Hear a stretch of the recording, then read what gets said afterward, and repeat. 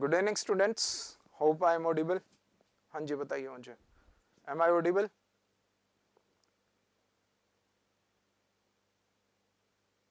हाँ जी, आवाज आ रही है? ऑडियो वीडियो बताइए बताइए मुझे।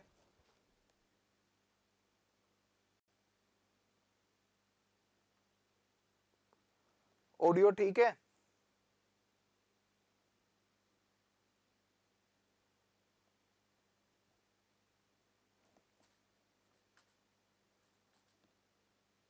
Okay fine fine. चलिए आज जो हम करने जा रहे हैं हेरिडेटरी डिजीज के बारे में करने जा रहे हैं, ठीक है। अब उससे पहले बेसिकली मल्टी सेलुलर ऑर्गेनिजम्स में कैसे क्रोमोसोम्स होते हैं, उनके नंबर क्या होते हैं, कैसे जो है आपका सेक्सुअल रिप्रोडक्शन में वो क्रोमोसोम ट्रांसफर होते हैं, ह्यूमंस के उस केस में करेंगे, ठीक है। फिर हम सारी बातें फिर करेंगे कि हाँ हेरिडेटरी डिजीज तभी करने का फायदा है। अब देखो मेल्स और ह्यूमंस में क्या होता है, टोटल क्रोमोसोम्स होते हैं 46। टोटल क्रोमोसोम कितने होते हैं? 46, है ना। 23 आते हैं मदर से और 23 आते हैं किससे? फादर से। फादर से 23 है, मदर से 23 है, ठीक है। 23 फादर से आ गए, फाइन। अब ये क्रोमोसोम क्या है? दो सेट क्रोमोसोम है, तो हमारा जो बॉडी स्ट्रक्चर है वो डायप्लॉइड है। डायप्लॉइड है, 23 ओवम के थ्रू आते हैं, 23 आपका स्पर्म के थ्रू आते हैं। अब इसमें क्या है, आपको क्या क्या चीजें ध्यान रखनी है। पहली बात, जो क्रोमोसोम है, क्रोमोसोम के ऊपर क्रोमोसोम क्या है? Sequence of DNA sequence. Her chromosome पे एक पर्टिकुलर सीक्वेंस होता है। हर क्रोमोसोम पे क्या होता है? एक पर्टिकुलर सीक्वेंस होता है। किस चीज का सीक्वेंस होता है? डीएनए का, जो जीन को रिप्रेजेंट करता है। हर जीन के दो एलील्स आते हैं। हर जीन के दो एलील्स आते हैं, एक मदर से आता है, एक फादर से आता है। हर जीन के क्या आते हैं? दो एलील आते हैं, फाइन। दो एलील आते हैं हर जीन के, एक मदर से आता है, एक किससे आता है? फादर से आता है। क्लियर है ये? ठीक है। मदर से जो है 23, जैसे फॉर एग्जांपल क्रोमोसोम 1 मदर से भी आया, क्रोमोसोम फादर से भी आया, इसको बोलते हैं हम होमोलोगस क्रोमोसोम। दोनों का स्ट्रक्चर सेम होगा, सब कुछ सेम होगा, जीन सेम होंगे। दोनों से ये जीन्स आते हैं, दोनों से जीन आते हैं, वो क्रोमोसोम्स होमोलोगस क्रोमोसोम कहलाते हैं। जो जीन का एलील है, एक यहां से आया मदर से, एक फादर से, वो आपका एलील्स कहलाते हैं, ठीक है। अब होता क्या है, आपके जो कैरेक्टरिस्टिक है, आपके जो ट्रेट्स हैं, वो डिपेंड करते हैं कि आपका मदर से क्या सीक्वेंस आया, फादर से क्या आया, डोमिनेंट आया है, रिसेसिव आया है। इनके बारे में मैं आपको थोड़ा बताऊंगा, फाइन। अब होता क्या है, इंडिविजुअल में हमेशा दो एलील्स ही होते हैं। हर इंडिविजुअल में, हर जीन के दो एलील्स होते हैं। पॉपुलेशन में नंबर ऑफ एलील्स ज्यादा हो सकते हैं, उसकी बात मैं थोड़ा आगे करूंगा। अब इन 23 में क्या होता है? 22 प्लस मदर से आता है आपका एक्स क्रोमोसोम, और फादर से क्या आता है? आपका वाई क्रोमोसोम। तो जो ये 22 प्लस 22 है बच्चे, इनको बोलते हैं ऑटोसोम्स। ऑटोसोमनल क्रोमोसोम्स होते हैं, ऑटोसोम, ठीक है। X and Y, X and Y आपका sex linked, sex link chromosome है,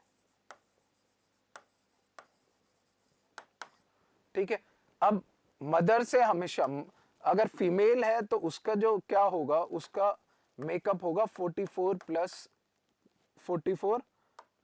एक्स एक्स। जो फीमेल है उसका मेकअप क्या होगा? 44 प्लस एक्स एक्स। जो मेल है उसका क्या होगा? 44 प्लस एक्स वाई, ठीक है। इसमें कोई इशू है? 44 ऑटोसोमनल है, और आपका जो है, जो ये क्या बोलते हैं हम, दो आपके सेक्स क्रोमोसोम्स है, एक्स एक्स एक्स वाई। आपका जो वाई क्रोमोसोम है वो किससे आता है? मेल स्पर्म से आता है। तो देखो रिस्पॉन्सिबल तो कोई भी नहीं होता, बट जो सिलेक्शन है, प्रोबेबिलिटी होती है गेमेट में, इसमें एक्स एक्स ही आएगा, फादर से क्या आएगा? एक्स वाई आएगा। तो अगर फीमेल चाइल्ड है वो क्या है कि फादर से एक्स क्रोमोसोम आया, अगर मेल चाइल्ड है तो फादर से क्या आया आपका वाई क्रोमोसोम आया, तो फादर के जीन्स रिस्पॉन्सिबल है आपका मेल चाइल्ड के लिए, है ना, जो वाई क्रोमोसोम्स है। तो जो सोसाइटी में कई बार जो टेबूज हैं उनके अगेंस्ट हमें जो है ये वो देता है कि फीमेल इज नॉट रिस्पॉन्सिबल, कि वो मेल होगा या फीमेल चाइल्ड होगा, स्पेशली जो सोसाइटी में टेबूज हैं। ठीक है, फाइन, इतना समझ आया आप लोगों को?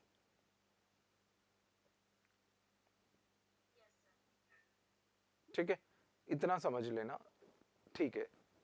अब क्या होता है, हर जीन का क्या होता है, कल डोमिनेंट और रिसेसिव समझ आया था, डोमिनेंट एंड रिसेसिव।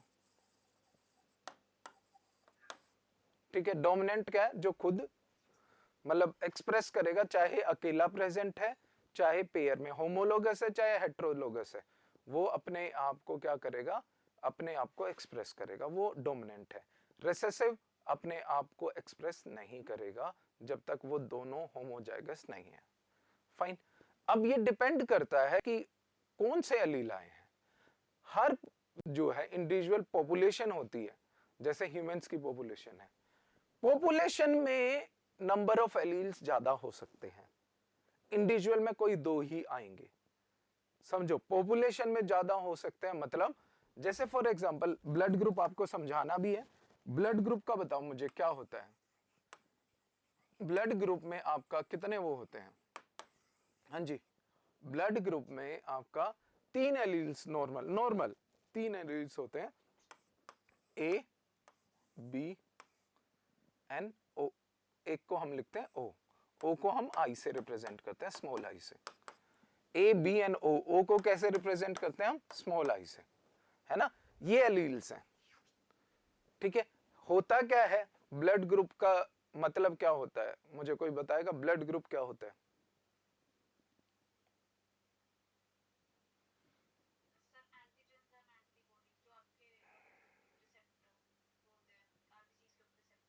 आरबीसी के ऊपर क्या होता है, रिसेप्टर्स होते हैं। आरबीसी पे एक्चुअली क्या होता है कि आपके सीक्वेंस ऑफ शुगर मॉलिक्यूल होता है, ओलिगोसैकेराइड्स बोलते हैं हम, 6 से 7 उसकी चेन होती है, सिंपल भाषा में बोलूं तो 6 से 7, जैसे ग्लूकोज है, मैनोज है, ऐसी चेन होती है। एक ही चेन अलग होती है, अगर ए एक्सप्रेस कर रहा है तो अलग चेन बनेगी, किसके ऊपर, आरबीसी सेल्स के ऊपर। बी है तो अलग चेन बनेगी। ठीक है, आई है तो ये रिसेप्टर होता नहीं है, आई का मतलब आपका अगर ओ ब्लड ग्रुप है तो उसकी कोई भी एंटीजन नहीं होगा उस पर, मतलब कोई भी जो आपका उसके ऊपर कुछ भी एक्सप्रेस नहीं करेगा। एंटीजन जो नॉन बायो बैकग्राउंड के बच्चे, एंटीजन क्या होता है, कोई भी आपका केमिकल हो सकता है, प्रोटीन हो सकता है, लिविंग ऑर्गेनिज्म हो सकता है, मतलब माइक्रोब्स हो सकता है आपका, ठीक है, वायरस हो सकता है, कोई आपका आरएनए हो सकता है, कोई डीएनए हो सकता है, कुछ भी हो सकता है, कोई भी मॉलिक्यूल, एक ओलिगोसैकेराइड हो सकता है, मतलब शुगर मॉलिक्यूल हो सकता है, जो आपकी बॉडी के अंदर इम्यून रिस्पॉन्स जनरेट करे। क्या जनरेट करे, इम्यून रिस्पॉन्स जनरेट करे। जैसे वो क्या करेगा, आपका इम्यून सिस्टम एक्टिवेट कर देगा, वो चीज एंटीजन कहलाती है। और वो एंटीबॉडीज क्या होती है, उस चीज के अगेंस्ट हमारी बी सेल क्या एंटीबॉडीज प्रोड्यूस करती है, जो उसे न्यूट्रलाइज कर देंगी। फाइन, क्लियर है? तो जो ए है वो डोमिनेंट जीन होता है, ए क्या होता है, डोमिनेंट होता है, बी भी क्या है, डोमिनेंट है। तो अगर किसी का ब्लड ग्रुप ए है तो मतलब उसके जेनेटिक मदर से भी ए आया है, फादर से भी ए आया है, तो उसका ब्लड ग्रुप क्या होगा, ए। अगर उसका मदर से ए आया है, फादर से आई आया है, तो वो भी उसका ब्लड ग्रुप क्या होगा, ए, क्योंकि वो क्या है, हेट्रोजाइगस है, और ए आपका क्या है, ए क्या है आपका डोमिनेंट है। बट बी के केस में क्या है, बी भी डोमिनेंट है, बी भी, और बी आई बी भी सेम होगा आपका, बी है तो मतलब होमोजाइगस है तो बी होगा, हेट्रोजाइगस है ओ के साथ तो भी बी ब्लड ग्रुप होगा। इशू कहां आता है, जब आपका क्या हो, जब आपका, हाँ जी, जब आपका जो है ए बी क्या होता है, कोडोमिनेंस होती है, मतलब ए भी एक्सप्रेस करेगा, बी भी एक्सप्रेस करेगा, मतलब दोनों एंटीजन उस पे होंगे, ए वाला भी और बी वाला भी, उसकी आरबीसी पे जिस भी पर्सन का ब्लड ग्रुप ये है। फाइन, कोई इशू है इस चीज में? अब देखो ऐसे बहुत से जीन्स हैं जो पॉपुलेशन में जिनके एलील्स बहुत है। अब बंदे के अंदर दो ही होंगे, ए हो सकता है, ए आई हो सकता है, ए बी हो सकता है। एक पर्सन के अंदर क्या होंगे, दो ही एलील्स प्रेजेंट होंगे, पॉपुलेशन में अलग अलग हो सकते हैं। गेटिंग पॉइंट और नॉट? क्लियर है कि नहीं है? अब इसका देखो एंटीबॉडीज और एंटीजन का मतलब समझो। जो आपका जिसका ब्लड ग्रुप ए है, इसका मतलब क्या होगा, उसको कौन कौन डोनेट कर सकता है ए को? ए के अंदर, ए के ऊपर आपका कौन सा एंटीजन प्रेजेंट है? एंटीजन ए प्रेजेंट है, एंटीजन ए प्रेजेंट है। जब आपकी सेल्फ होती है, जैसे ए ब्लड ग्रुप है, सेल्फ का मतलब है आपका ए के अगेंस्ट आपका जो है इम्यून रिस्पॉन्स नहीं होगा। ध्यान देना, अगर आपका ब्लड ग्रुप ए है तो ए के अगेंस्ट इम्यून रिस्पॉन्स प्रोड्यूस नहीं होगा, क्योंकि वो आपका सेल्फ है। तो इसका मतलब अगर आपका ब्लड ग्रुप ए है तो वो किसके अगेंस्ट इम्यून रिस्पॉन्स, मतलब एंटीबॉडीज प्रोड्यूस करेगा? बताओ, एंटी बी प्रोड्यूस करेगा कि नहीं करेगा? बताओ मुझे, समझ लो। जो ब्लड ग्रुप ए वाला है उसके ब्लड में एंटी बी प्रोड्यूस होगी, ठीक है? क्लियर है? जिसका ब्लड ग्रुप एंटी ए है उसके ब्लड में कौन सी प्रोड्यूस होगी? उसमें एंटीबॉडीज क्या? देखो, इसका एंटीजन ए होगा, एंटीबॉडी एंटी बी होगी, ठीक है? बी वाले का क्या होगा? एंटीजन बी होगा, एंटीबॉडी क्या होगी? एंटी बी होगी। क्या होगी? एंटी बी होगी। Fine, anti anti A sorry anti A, ठीक है? ओ के अगेंस्ट क्या होगा?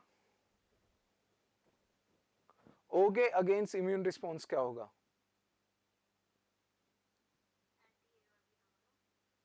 एक भी नहीं, ओ के ऊपर तो है ही नहीं ना।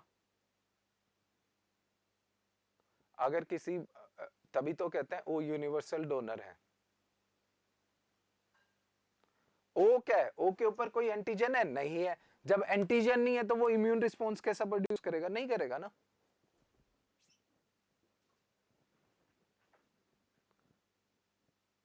Getting my point? तो चाहे आपका ब्लड ग्रुप ए हो, बी हो, आप जो है एंटी बॉडीज बी के अगेंस्ट कर सकते हो, ए के अगेंस्ट कर सकते हो। ओ में तो एंटीजन ही नहीं है ना, ओ के ऊपर एंटीजन नहीं है, तो आपका इम्यून रिस्पॉन्स कैसे प्रोड्यूस होगा? तो ओ सबको ब्लड दे सकता है। गेटिंग माय पॉइंट और नॉट? ओ सबको ब्लड दे सकता है, समझ लो। लेकिन ओ वाले को कोई नहीं दे सकता, क्योंकि ओ के लिए, ओ वाले के लिए जिसका ब्लड ग्रुप ओ है, उसके लिए वो दोनों प्रोड्यूस करेगा। वो एंटी ए भी प्रोड्यूस करेगा, वो एंटी बी भी प्रोड्यूस करेगा। क्यों? क्योंकि उसके लिए दोनों नॉन सेल्फ है। समझ रहे हो कि नहीं समझ रहे हो? इसलिए वो ले नहीं सकता किसी से, क्योंकि उसके लिए दोनों नॉन सेल्फ है। मतलब वो उसे फॉरेन रिकॉग्नाइज करेगा। फॉरेन पार्टिकल रिकॉग्नाइज किया तो मतलब इम्यून रिस्पॉन्स प्रोड्यूस होगा ब्लड। गेटिंग माय पॉइंट और नॉट? अगर ए बी है तो क्या होगा भाई? ए बी है तो ना ए प्रोड्यूस होगा, एंटी ए बी नहीं होगा, एंटी बी भी नहीं होगा। इसलिए क्या है, उसके ए बी क्या है? ए बी क्या यूनिवर्सल एक्सेप्टर है कि नहीं है? क्या है? यूनिवर्सल एक्सेप्टर है ना। ना ये प्रोड्यूस होता ना ये, क्योंकि इसके ऊपर दोनों एंटीजन है। दोनों एंटीजन मतलब ए बी है और बी भी है। दोनों एंटीजन है तो मतलब दोनों सेल्फ होंगी। तो वो किसी से भी ले सकता है, वो किसी से भी ब्लड ग्रुप ले सकता है। क्लियर है कि नहीं है ये? बताओ मुझे। हाँ जी, वो किसी से भी ब्लड ग्रुप ले सकता है।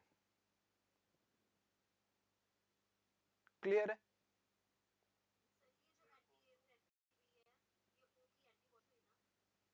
कौन सी? एंटी ए और एंटी बी? हाँ, ये जिसका ब्लड ग्रुप ओ है ना, उसके अंदर एंटीबॉडीज प्रोड्यूस होगी अगेंस्ट ए और बी, बट अगेंस्ट ओ किसी के अंदर नहीं होगी, क्योंकि ओ के ऊपर तो एंटीजन है ही नहीं। हाँ जी शुभम बताओ।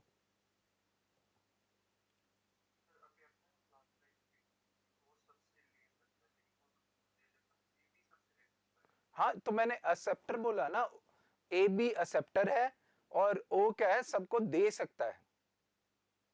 डोनर है। जो ओ है, O is universal donor.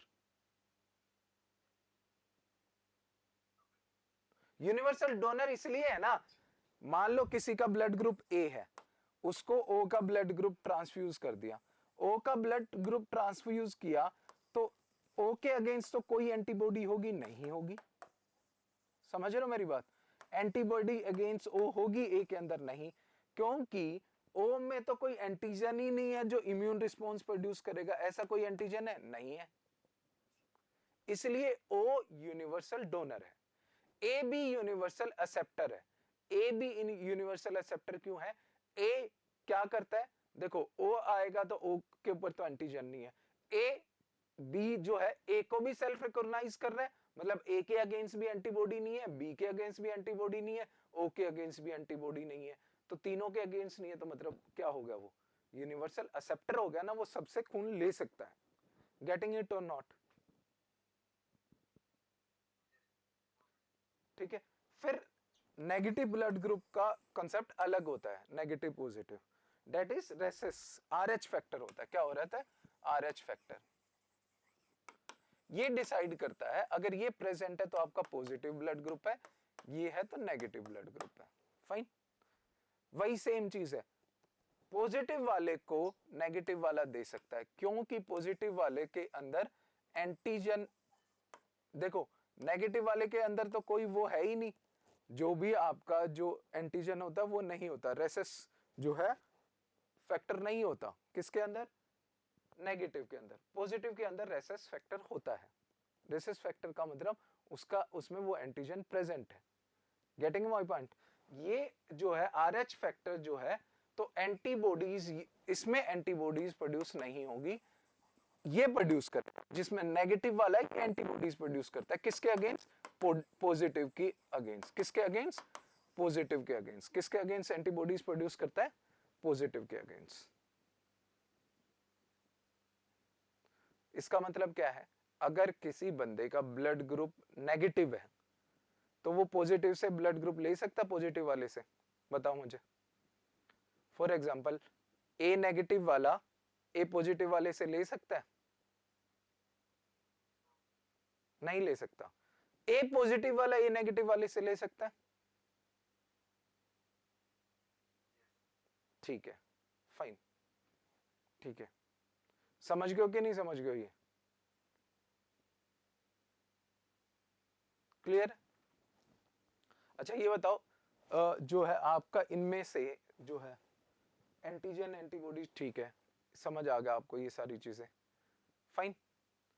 Universal acceptor और यूनिवर्सल डोनर, बताना कौन सा होगा? यूनिवर्सल एक्सेप्टर के लिए दो ऑप्शन है आपके पास, एक्सेप्टर के लिए A B positive, A B negative. Universal acceptor कौन सा है? ए बी पॉजिटिव क्या होगा? यूनिवर्सल एक्सेप्टर होगा। ओ पॉजिटिव और ओ नेगेटिव, इनमें यूनिवर्सल डोनर कौन सा है? ओ नेगेटिव होगा। ओ नेगेटिव होगा, क्योंकि ओ नेगेटिव का, ओ नेगेटिव पॉजिटिव वाले को भी दे सकता है, बट ओ पॉजिटिव वाला नेगेटिव वालों को नहीं दे सकता। गेटिंग इट और नॉट? हमें ये बताया जाता है ना, O blood group universal donor है, एक्चुअली में वो ओ नेगेटिव है। 95% of people on earth have positive blood group, 95%, only 5% have negative blood group. इसीलिए क्या है, हम ओ पॉजिटिव को ही यूनिवर्सल डोनर बोल देते हैं, क्योंकि ज्यादातर लोगों को तो वो दे ही सकता है ना। क्लियर है कि नहीं है? एक्चुअली में ओ नेगेटिव आपका यूनिवर्सल डोनर है। क्लियर है ये? ठीक है, ये ध्यान रखना है आपको। चलिए अब एक टर्म आती है इरेथ्रोब्लास्टोसिस। इरेथ्रोब्लास्टोसिस क्या है? इरेथ्रोब्लास्टोसिस एक काइंड ऑफ जो है आपका कॉम्प्लिकेशन है ड्यूरिंग प्रेगनेंसी, प्रेगनेंसी के टाइम की कॉम्प्लिकेशन है। क्या होता है? ब्लड ग्रुप के कारण होता है। फॉर एग्जाम्पल, मदर का क्या है? नेगेटिव है, ब्लड ग्रुप क्या है? नेगेटिवली नेगेटिव है, आरएच फैक्टर नेगेटिव है। और जो फर्स्ट चाइल्ड का है,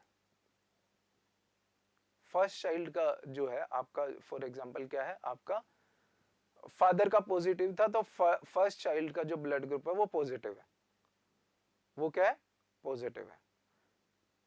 गेटिंग इट और नॉट?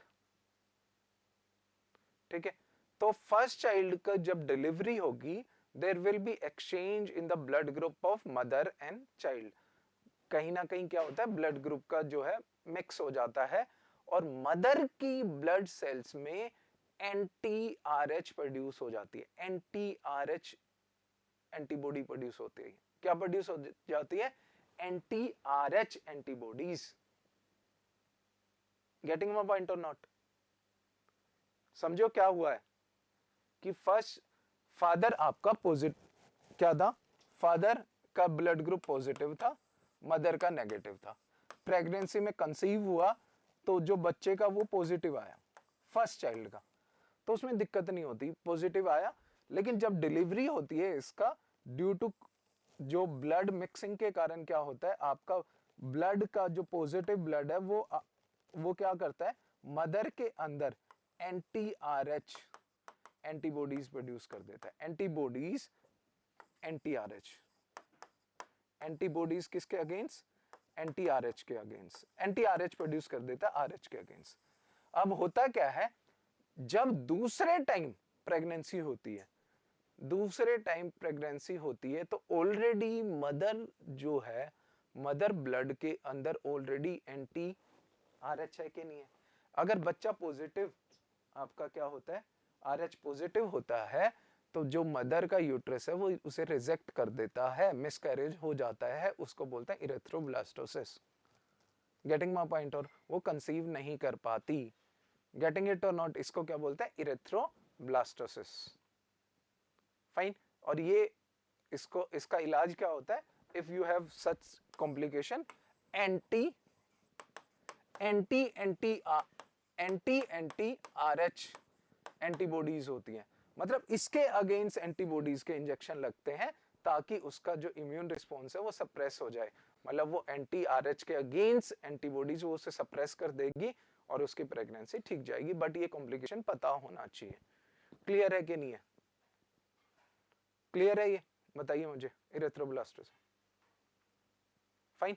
चलिए, अब जो है, जैसे क्या होता है हमारे अंदर, तो क्या है, एक्स वाई क्रोमोजोम डिफाइन करता है किसका, मेल फीमेल है। वाई क्रोमोजोम सबसे छोटा क्रोमोजोम है जिसपे सबसे कम जीन्स होते हैं। वाई क्रोमोजोम पे क्या होते हैं, सबसे कम जीन्स होते हैं, और ये दोनों हेट्रोजाइगस है। हेट्रोजाइगस का मतलब दोनों के जीन अलग अलग हैं, ध्यान देना, दोनों क्या है, हेट्रोजाइगस है। जैसे क्रोमोजोम 1 और 2 तो क्या, 1 फ्रॉम फादर 1 फ्रॉम मदर, दोनों होमोजाइगस है ना, जीन सेम है, इनके अलग अलग है। एक्स पे अलग क्रोमोजोम, एक्स पे अलग जीन्स है, इस पे अलग जीन्स है। फाइन। जो जैसे बर्ड्स होते हैं, बर्ड्स में उल्टा होता है। बर्ड्स में क्या होता है, आपका जो है क्रोमोजोम्स अलग ढंग से होते हैं, इंसेक्ट्स में अलग, मेल फीमेल अलग बताते हैं।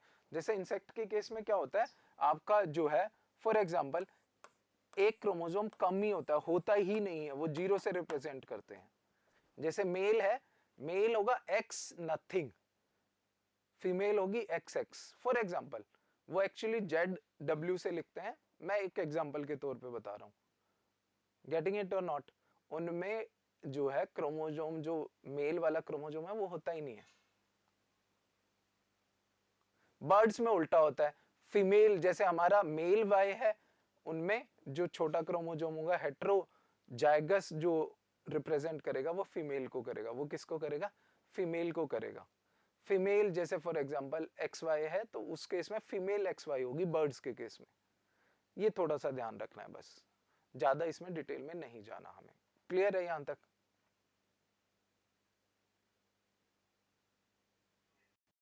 ठीक है। अब हेरिडेटरी डिजीज की बात कर लेते हैं, जिससे क्वेश्चन आ जाते हैं। हेरिडेटरी डिजीज में क्या होता है, देखो दो टाइप से होती है, या तो क्रोमोजोम का कुछ गड़बड़ हो, या जेनेटिक उसका गड़बड़ हो। जेनेटिक मेकअप का मतलब जीन्स में गड़बड़ हो। क्रोमोजोम का मतलब क्रोमोजोम का स्ट्रक्चर में इश्यू आ गया, या क्रोमोजोम कम ज्यादा आ गए, वो क्रोमोजोमनल डिसऑर्डर होता है। जेनेटिक डिसऑर्डर में आपका डीएनए का सीक्वेंस में चेंज, किसमें, डीएनए के सीक्वेंस में चेंज। क्लियर है? अब होता क्या है, ठीक है, कि आपके अगर पेरेंट्स के अंदर कुछ भी आपका डिफेक्टिव जीन है वो आपका कैरी होता है किसमें, बच्चे में, क्योंकि ऑफस्प्रिंग के जीन्स इनहेरिट कहां से होते हैं, वहीं से होते हैं, ठीक है। और यूजुअली किसके कारण होता है, म्यूटेशन के कारण। म्यूटेशन आगे हम करेंगे भी। म्यूटेशन देखो मैंने कल रेप्लिकेशन बताया था, इसीलिए बताया था कि आपको म्यूटेशन का पता रहे। म्यूटेशन में मान लो एक भी न्यूक्लियोटाइड का चेंज आ गया तो वो पूरा प्रोटीन सीक्वेंस चेंज कर सकता है। एक डिलीट हो गया वो भी चेंज कर सकता है, आपका एक एडिशन आ गया वो भी चेंज कर सकता है। एनी जीन सीक्वेंस में कोई चेंज होता है वो म्यूटेशन कहलाती है, ठीक है। और म्यूटेशन अगर वो कैरी हो जाए किसमें, आपका जर्म लाइन में, आपकी गैमेट्स में, मतलब एग या स्पर्म में, तो वो पास ऑन होती रहती है one generation to another generation. अब सिंगल जीन हेरिटेंस जो डिसऑर्डर्स है, एक पर्टिकुलर जीन के कारण जो है आपका क्या हो रहा है, जेनेटिक डिसऑर्डर। इनमें से जो इंपॉर्टेंट याद रखनी है, सबसे इंपॉर्टेंट तो सिकल सेल एनीमिया, उसकी बात करेंगे, ठीक है। सबसे इंपॉर्टेंट सिकल सेल एनीमिया है। सिस्टिक फाइब्रोसिस भी मैं थोड़ा सा बताऊंगा। Marfan syndrome affects the connective tissue, उसका जो है कनेक्टिव टिश्यू को इंपैक्ट करता है, प्रॉपर डेवलपमेंट नहीं हो पाती बंदे की। Huntington's disease inherit that results in the death of brain cells, brain cell की डेथ के कारण ये होता है। मेन हमें सिकल सेल एनीमिया और सिस्टिक फाइब्रोसिस करना है, ठीक है। अब सिकल सेल एनीमिया में होता क्या है, सिकल सेल एनीमिया, एनीमिया मतलब ब्लड कम, ऑक्सीजन कैरिंग कैपेसिटी कम होती है, मतलब जो आरबीसी है वो नॉन फंक्शनल होते हैं। इसमें क्या होता है, नॉर्मली जो डिस्क शेप्ड आरबीसी होती है वो सिकल शेप्ड हो जाती है। क्या हो जाती है, शिकल, द्राती की तरह, आधा मून जो होता है, क्रेसेंट मून की तरह उसकी शेप हो जाती है। वो क्यों होती है, बिकॉज ऑफ नॉन फंक्शनल, आपका नॉन फंक्शनल होमोग्लोबिन। और वो सिर्फ एंड सिर्फ किसके कारण है, एक म्यूटेशन है। वो म्यूटेशन क्या है, जैसे नॉर्मल जीन में क्या होता है, GAG है और CTC है। ये जो AT की बजाय, A की बजाय ऊपर क्या आ जाता है, T। ध्यान से देना, गलती से क्या आ गया, यहां T आ गया और यहां A आ गया। इसके कारण क्या होगा, यहां जो ग्लूटामेट आना था उसकी बजाय वैलिन आ गया। एक अमीनो एसिड चेंज हुआ है, सिर्फ एक अमीनो एसिड से जो इसकी प्रोटीन फोल्डिंग है ना वो बिल्कुल खत्म हो जाती है, मतलब अनफंक्शनल प्रोटीन बनाता है जो ऑक्सीजन को कैरी करने का कैपेबिलिटी नहीं रखता। तो आपका क्लम्प्ड हेमोग्लोबिन बनेगा, ऑक्सीजन कैरी करने नहीं करेगा, जिसके कारण उसका स्ट्रक्चर आरबीसी का, फाइन, आरबीसी का स्ट्रक्चर क्या होगा आपका, आरबीसी का स्ट्रक्चर क्या होगा, क्रेसेंट शेप और मून शेप्ड और सिकल शेप्ड होगा। फाइन, समझ आया। ये एक लिखना चाहो तो लिख सकते हो, ये एक ऑटोजोमनल रिसेसिव डिजीज है। इसका मतलब बताओ, ये बहुत इंपॉर्टेंट पॉइंट है, autosomal recessive disease, autosomal recessive disease, recessive,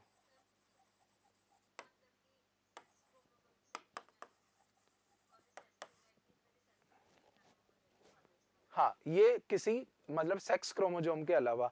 और रिसेसिव का मतलब क्या है, रिसेसिव का मतलब क्या है, दोनों ही रिसेसिव आ गए, मतलब ये मतलब नहीं है दोनों रिसेसिव आ गए, मतलब सीधी सी बात है, ये डिजीज तभी शो होगी जब दोनों रिसेसिव आएंगे, मतलब दोनों सिकल सेल वाले एलील्स आएंगे ना, अनहेल्थी एलील आएंगे दोनों, मदर से भी फादर से, तभी डिजीज शो होगी। अगर एक अनहेल्थी जीन आता है तो आपकी डिजीज शो नहीं होगी, वो पर्सन क्या होगा, कैरियर होगा। गेटिंग माय पॉइंट और नॉट, मतलब एक पर्सन के अंदर हो सकता है किसका जीन, सिकल सेल एनीमिया का, बट उसका फादर से अलग जीन आया, मदर से हेल्थी जीन आ गया।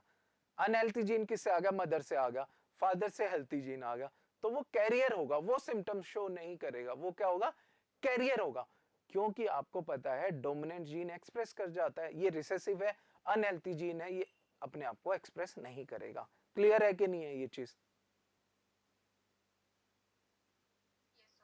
तो इसमें क्या होता है कि जब तक दोनों आपका जो है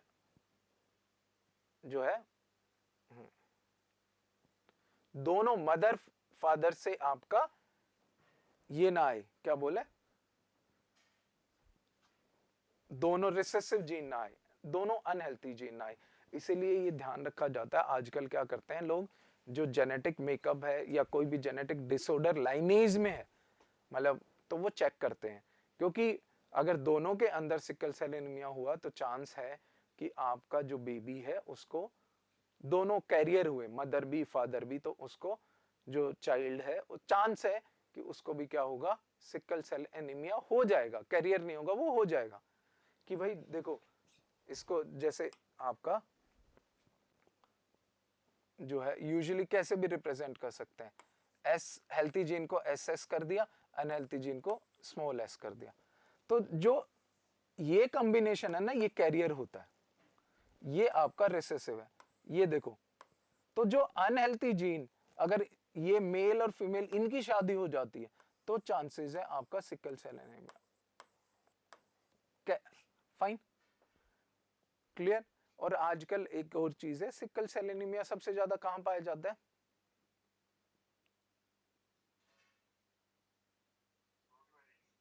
कहां, देखो हाँ, क्लोज मैरिज में तो ऑब्वियसली होगा, ये तो है ही शुभम, जहां आपका इंसेंट मतलब क्लोज रिलेटिव्स में मैरिज होती है, जो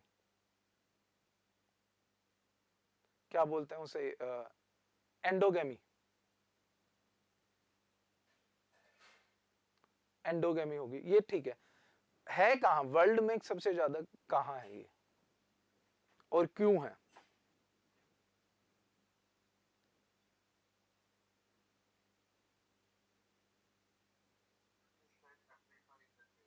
अफ्रीका में, बिल्कुल। और उसका रीजन है कि during the process of natural selection होता है, आगे हम बात करेंगे, आज ही बात करेंगे।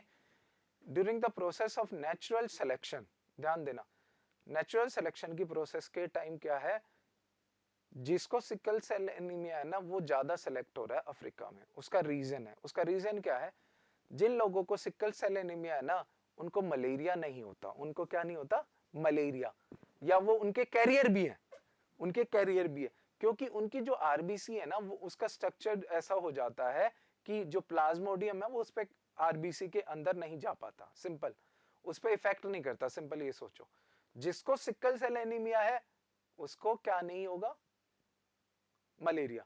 Malaria is the biggest killer in Africa, malaria सबसे ज्यादा किल करता है। तो सिंपल सी बात है, जिनको सिकल सेल एनीमिया है वो जनरेशन टू जनरेशन सेलेक्ट हो रहे हैं कि नहीं हो रहे, गेटिंग इट और नॉट, उनके अंदर क्या हो रहा है आपका, क्लियर है? हाँ जी,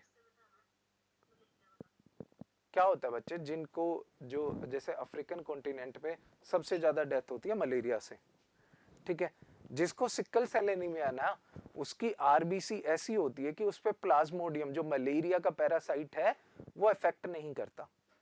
फाइन।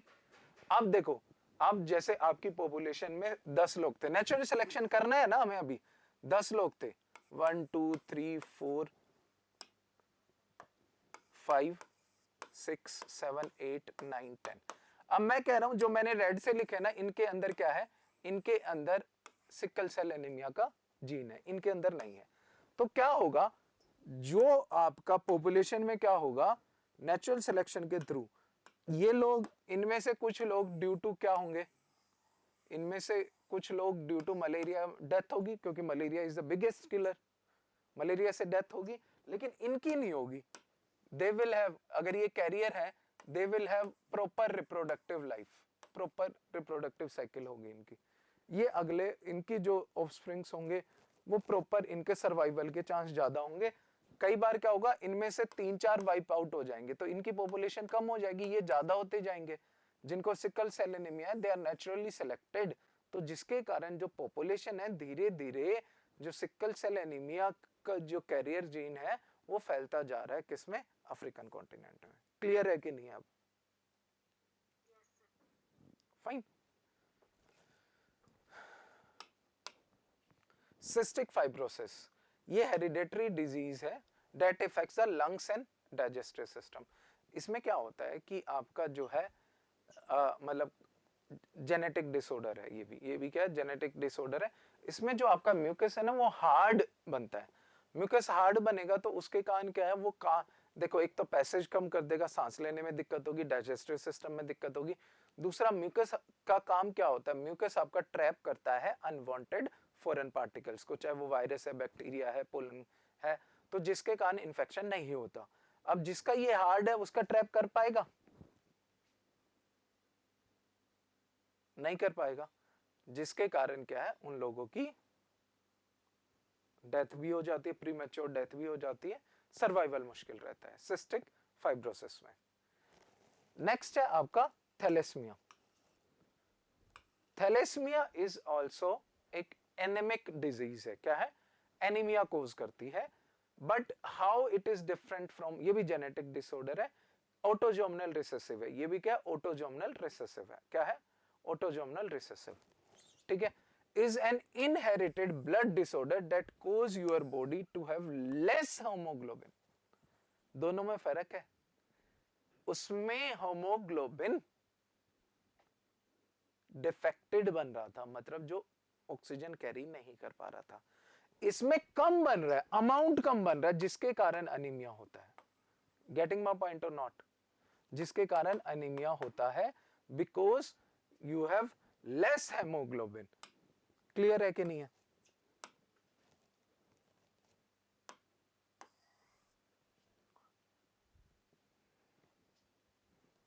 क्लियर है, लेस होमोग्लोबिन। अब थैलेसीमिया का भी वही केस है, बट ये इंडियन एग्जांपल के साथ कर सकते हैं।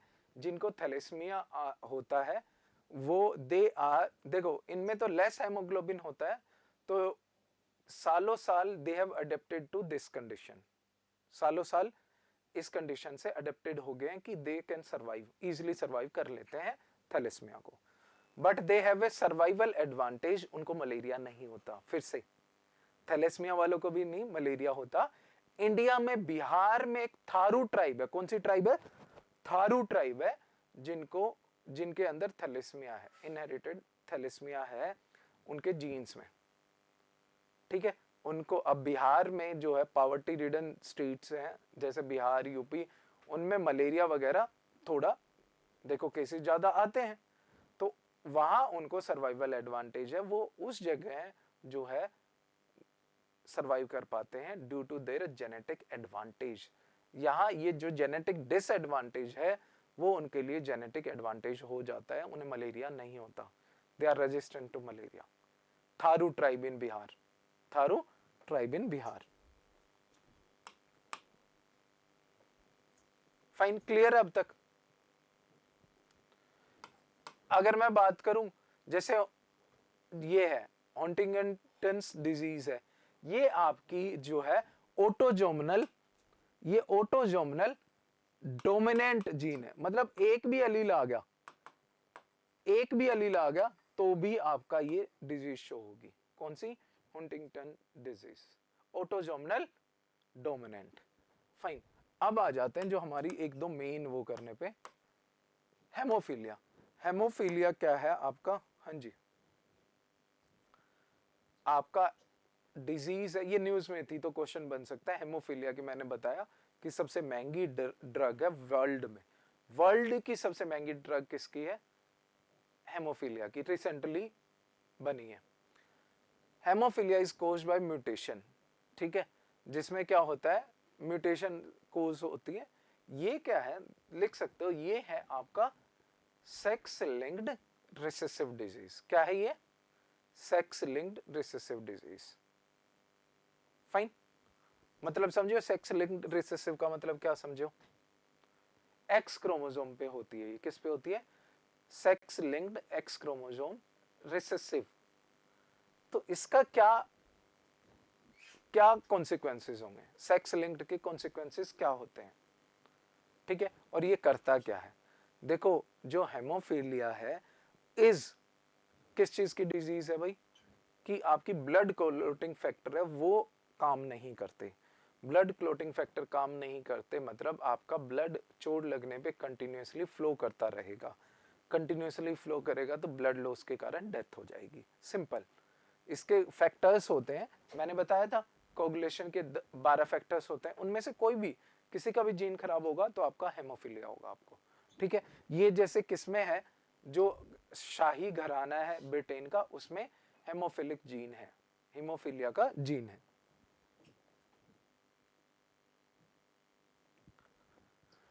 अब देखो होता क्या है, ये नॉर्मल बंदे में आपका क्लोटिंग हो जाएगी, इसमें क्लोटिंग नहीं होगी, कंटिन्यूअसली आपका ब्लड बहता रहेगा।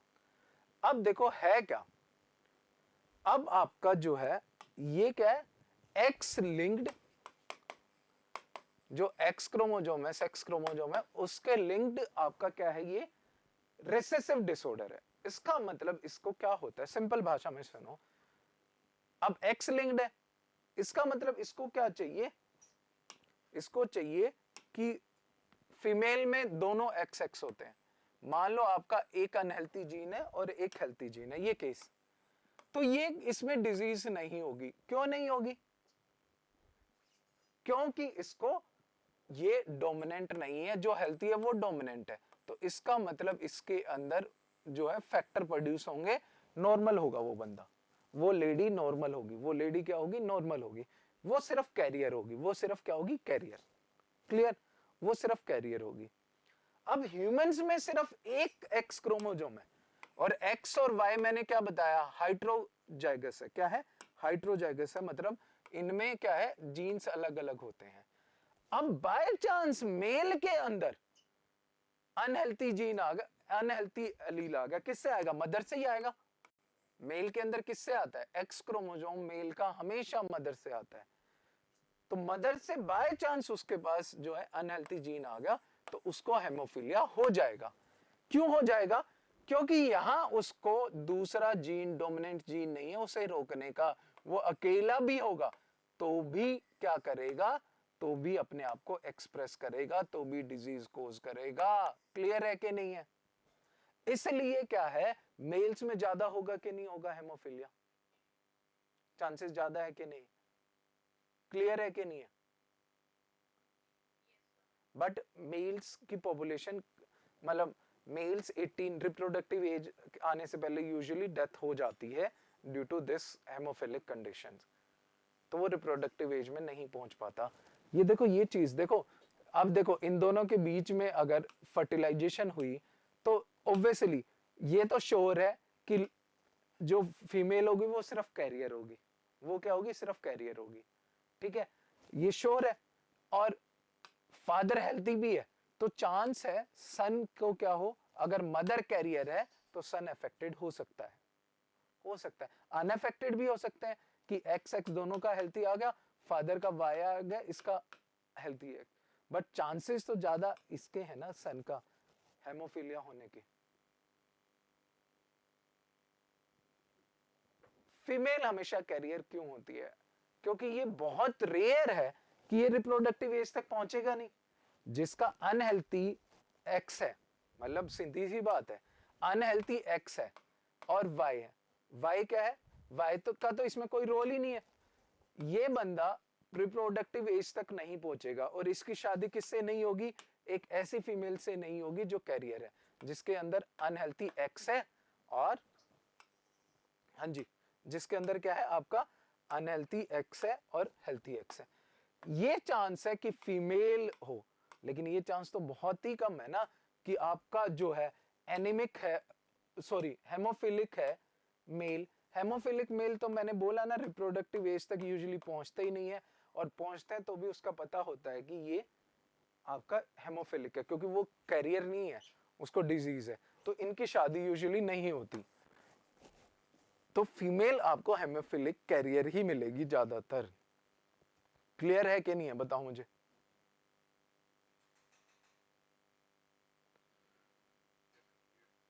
Haemophilia, and this is same condition for night blindness, sorry night blindness नहीं, कलर ब्लाइंडनेस। किसकी, colour blindness, colour blindness is x linked recessive disease, अब इस केस में तो मर जाते हैं, देखो इस केस में मर जाते हैं, तो ऐसा चांस नहीं है कि सरवाइव, इसमें जो है जो फीमेल है, फीमेल को फिर हेमोफीलिया होने के चांस नहीं है। लेकिन कलर ब्लाइंडनेस तो डेडली डिजीज नहीं है, बट फिर भी ज्यादा किस में मिलेगी, लड़कों में 10 टाइम्स ज्यादा कलर ब्लाइंड होते हैं लड़कियों के कंपैरिजन में। क्यों? क्योंकि ये एक्स लिंक्ड आपकी क्या है, रिसेसिव जेनेटिक डिसऑर्डर है। क्या? Colour blindness. समझो, सिंपल, सेम, सारी चीजें सेम है, सारी चीजें सेम है। अब इस केस में बस थोड़ा डिफरेंट क्या आ जाएगा, देखो नाइट ब्लाइंड, इसको कलर ब्लाइंडनेस होगी, ये कैरियर होगी। अब चांसेस है कि ये तो सरवाइव करेगा ही करेगा, बाय चांस इसकी शादी इससे हो जाती है जो कैरियर फीमेल है, मतलब कैरियर फीमेल, दूसरी की बात कर रहा हूं, ये नहीं मतलब दूसरी, इस मतलब एक्स कैरियर फीमेल से हो जाती है आपकी, तो उसमें चांस है कि आपकी फीमेल भी क्या हो सकती है, फीमेल भी क्या हो सकती है, आपकी कलर ब्लाइंडनेस हो सकती है। बट फीमेल में चांसेस वो उससे 10 टाइम्स कम है कंपेयर टू मेल, क्योंकि मेल में तो एक एक्स आया, अनहेल्थी एक्स आया, नाइट कलर ब्लाइंडनेस वाला अनहेल्थी जीन आया और उसको कलर ब्लाइंडनेस हुई। तो लड़कों में easily you will find, population में आपको हर 7th 8th लड़के को में देखोगे कि कलर ब्लाइंडनेस होती है। क्लियर है कि नहीं है? ये क्या है, x linked recessive genetic disorder है। क्लियर है?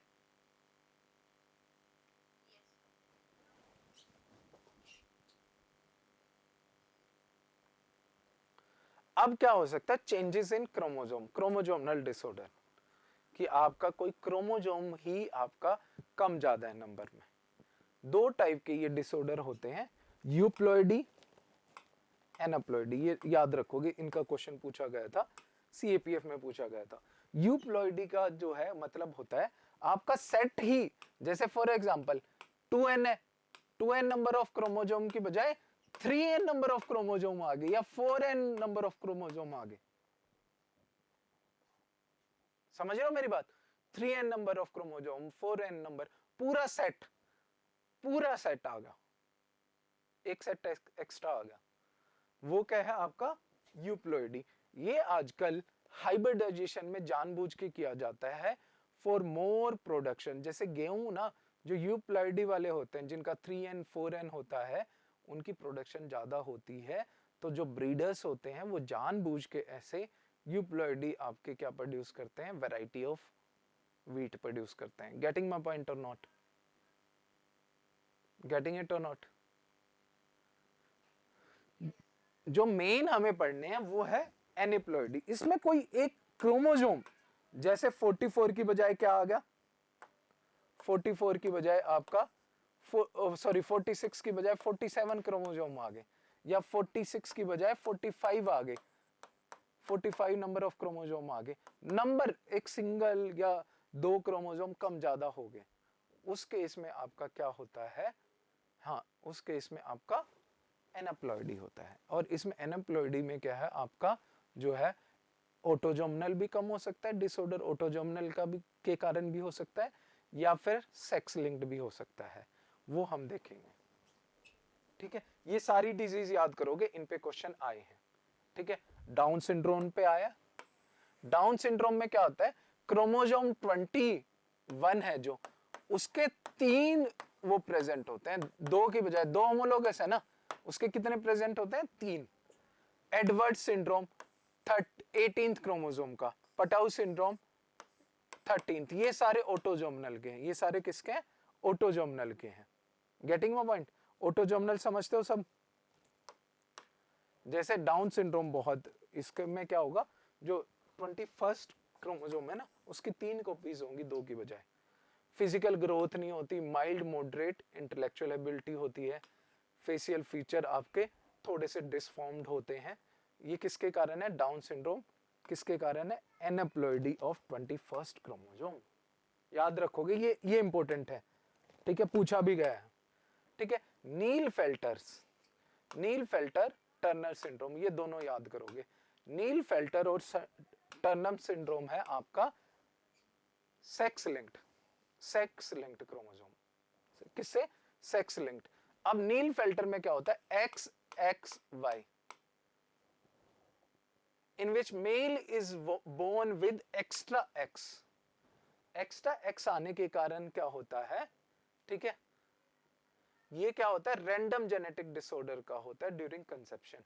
ये जेनेटिक डिसऑर्डर नहीं है, कंसेप्शन में के टाइम ये आपका, ये कह लो कि जो है काइंड ऑफ, जब आपका क्रोमोसोम वो हो रहे हैं, क्या बोलेंगे, डीएनए रेप्लिकेशन हो रही है, तब ये होता है।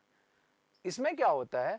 Low testosterone and reduce muscle mass, facial hair and body hair, feminine characteristics क्या आ जाते हैं? Feminine characteristics.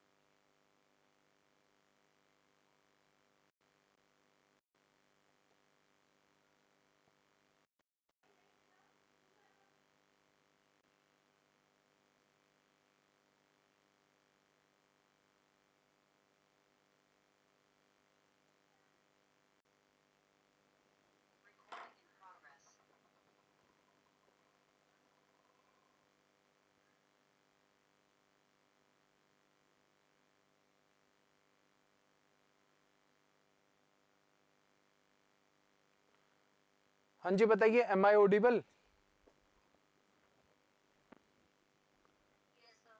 आई थिंक कोई इशू आ रहा है, जूम का इशू है या कुछ इशू आ रहा है बीच बीच में। हाँ जी, ऑडिबल हूं अब?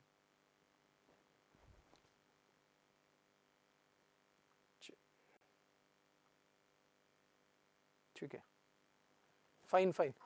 तो हम कहाँ थे? हाँ, Klinefelter, X X Y chromosome आपका। तो इसमें क्या जो है प्रॉपर, जो जैसे testosterone, reduce muscle mass, facial hair नहीं होंगे, जो सेकेंडरी कैरेक्टर है मेल के, वो अच्छे से एक्सप्रेस नहीं होंगे, ठीक है। और स्टेराइल होगा, ये स्टेराइल का मतलब आपका स्पर्म प्रोड्यूस नहीं करेगा, फंक्शनल स्पर्म प्रोड्यूस नहीं करेगा, फाइन। टर्नर सिंड्रोम में क्या होता है? आपका एक सिंगल एक्स आ जाता है, एक सिंगल एक्स आ जाएगा तो आपका क्या होगा? एक सिंगल एक्स आ जाएगा तो आपका वाई नहीं होगा ना, तो वो फीमेल कैरेक्टर आएंगे। देखो सीधी सी बात है, एक condition that effects only females. अब आपका वाई भी नहीं है, एक्स भी नहीं है, एक्स एक है, तो उसके कारण क्या होता है? ओवरीज डेवलप नहीं होती, ओवरीज डेवलप नहीं होगी, प्रॉपर फिजिकल डेवलपमेंट भी नहीं होगी, शॉर्ट हाइट होगी, सेकेंडरी कैरेक्टर नहीं डेवलप होंगे, जो फीमेल्स में सेकेंडरी कैरेक्टर डेवलप होने होते हैं। ये भी क्या होते हैं? स्टेराइल होते हैं, ये भी क्या होते हैं? स्टेराइल होते हैं। दोनों याद करोगे, नील फेल्टर सिंड्रोम एंड टर्नर सिंड्रोम। इसमें क्या? एक्स क्रोमोसोम, इसमें 45 क्रोमोसोम होते हैं और उसमें कितने होते हैं? 47। नील फेल्टर्स में कितने होते हैं? 47। क्लियर? बस इतना याद रखेंगे हम। क्लियर है? Any issue with this?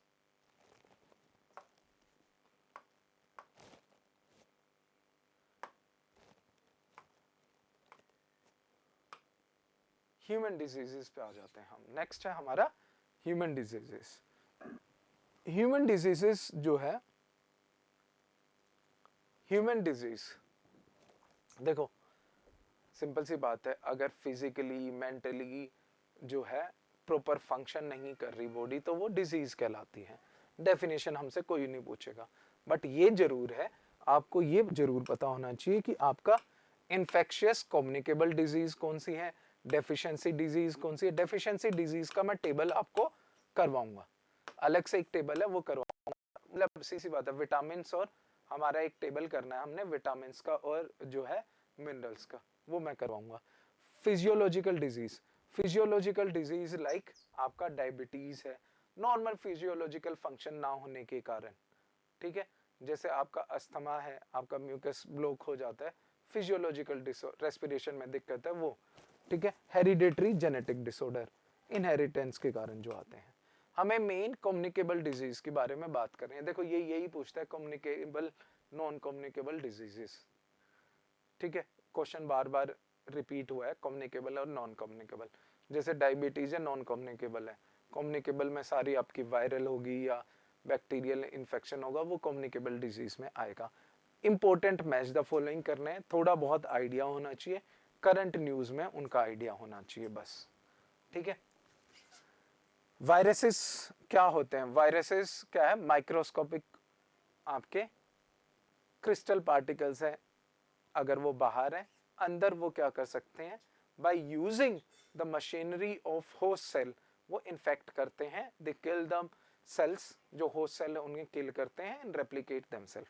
But बाहर ये क्या है? डेड है, मतलब नॉन लिविंग है, नॉन लिविंग है। अब ये बहुत इंपॉर्टेंट लाइन है, they can infect animals, plants, micro organisms, bacteria and archaea, सबको इन्फेक्ट करते हैं ये 2015 यूपीएससी का क्वेश्चन है। There were 3 option, viruses can infect, first was plant, second bacteria, third fungi, fourth animals, all the above आपके 1 2 3 4 2 3 4 2015 में ये question आया है। तो छोटी छोटी बातें हैं वो भी हमें नहीं छोड़नी, ठीक है। अब वैक्सीन और जो है जो एंटीबायोटिक्स में क्या फर्क होता है? सिंपल सी बात है, हमारा जो इम्यून सिस्टम कैसे काम करता है, इम्यून सिस्टम फाइन, जब विजिबल हो जाए तो मुझे बताना।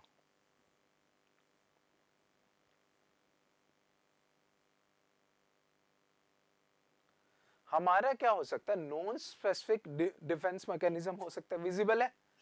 नॉन स्पेसिफिक मतलब इनेट इनबोर्न, मतलब जो जन्म से है, और नॉन स्पेसिफिक मतलब बेटा वो किसी को भी, जैसे उसका क्या है कि चाहे वो वायरस हो, बैक्टीरिया हो, बेनिफिशियल है नहीं है उसे मतलब नहीं है, किसी पर्टिकुलर उसके अगेंस्ट काम नहीं करता, समझो। फॉर एग्जांपल कोई स्पेसिफिक बैक्टीरिया को ही किल नहीं करता, ये पार्ट इम्यून सिस्टम का। एक्वायर्ड, जो आप थ्रू द लाइफ टाइम जो डिफेंस मैकेनिज्म एक्वायर करते हो। देखो जो आपका इनेट इम्यून सिस्टम है वो 2 टाइप का, external defence, internal defence. First line of defence, first line of defence जैसे फॉर एग्जांपल हमारी स्किन है, आपकी जो इनर लाइनिंग है, किसकी? Inner lining of your alimentary canal, inner lining of your trachea, mucus है वो ट्रैप कर लेता है कि नहीं कर लेता? केमिकल बैरियर जैसे स्वेट है, ऑयल है, वो किल कर देते हैं कि नहीं कर देते हैं? आपका जो है फॉर एग्जांपल जो आपका यूरेथ्रा है और जो वजाइना है उसका पीएच लो होता है। वो पीएच क्यों लो होता है? वो पीएच इसलिए लो होता है कि वो बैक्टीरिया और वो एंटर ना कर पाए, बैक्टीरिया हो गए, फंजाई एंटर ना कर पाए। तो ये सारे क्या फर्स्ट लाइन ऑफ डिफेंस है। सेकेंड लाइन ऑफ डिफेंस क्या है आपका? जैसे क्या है आपके, हाँ जी, फेगोसाइटिक मैक्रोफेजेस है, डब्ल्यूबीसीज है लाइक न्यूट्रोफिल्स और मोनोसाइट, ये ब्लड में रहती है। ये कोई भी इंफेक्शन हुआ आपको जो है क्या करेंगी? रिस्पॉन्ड करेंगी by killing any bacteria, any inflammatory reaction, fever, वो बॉडी का इंटरफेरॉन्स वायरस के अगेंस्ट प्रोड्यूस होते हैं, ठीक है, नेचुरल किलर सेल्स, ये आपके सेल में होते हैं। ये किसी नॉन स्पेसिफिक है, नॉन स्पेसिफिक मतलब ये पर्टिकुलर सेल पर्टिकुलर ऑर्गेनिज्म के अगेंस्ट नहीं होता। इसमें और भी है, जैसे स्टमक में एसिड है, स्लाइवा है, स्लाइवा में क्या होते हैं, आपके एंजाइम्स होते हैं कि नहीं होते? डाइजेस्टिव एंजाइम्स होते हैं दैट कैन किल बैक्टीरिया, ठीक है। लो, वो सारे फर्स्ट लाइन है, ये सेकंड लाइन ऑफ डिफेंस है। Natural killer cells. फिर आपका थर्ड लाइन ऑफ डिफेंस आती है active immunity and passive immunity. Active immunity and passive immunity, यहां आपको एंटीबायोटिक और जो है एंटीबायोटिक और वैक्सीन का डिफरेंस समझ आएगा। ठीक है, वो मैं समझाता हूं।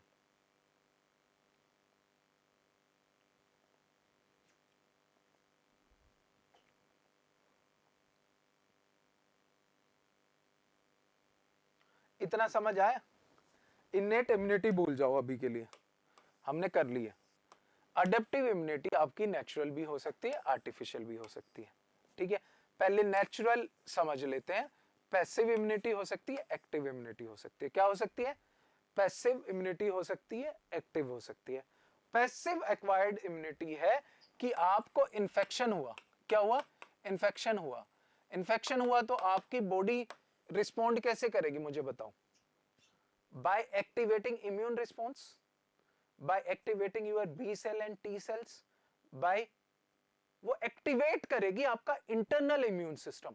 इंटरनल इम्यून सिस्टम एक्टिवेट हुआ तो बच्चों ये बताओ, इंटरनल इम्यून सिस्टम आपका अगर एक्टिवेट हुआ तो आपकी एंटीबॉडीज भी बनेंगी, टी किलर सेल्स भी किल करेंगी पर्टिकुलर सेल्स को जो इन्फेक्टेड हैं कि नहीं। ये क्या है? आपका एक्टिव इन्फेक्शन, मतलब आपका एक्टिव इम्यूनिटी है। नेचुरल एक्टिव इम्यूनिटी मतलब आपकी बॉडी में इम्यून रिस्पॉन्स जनरेट हुआ है।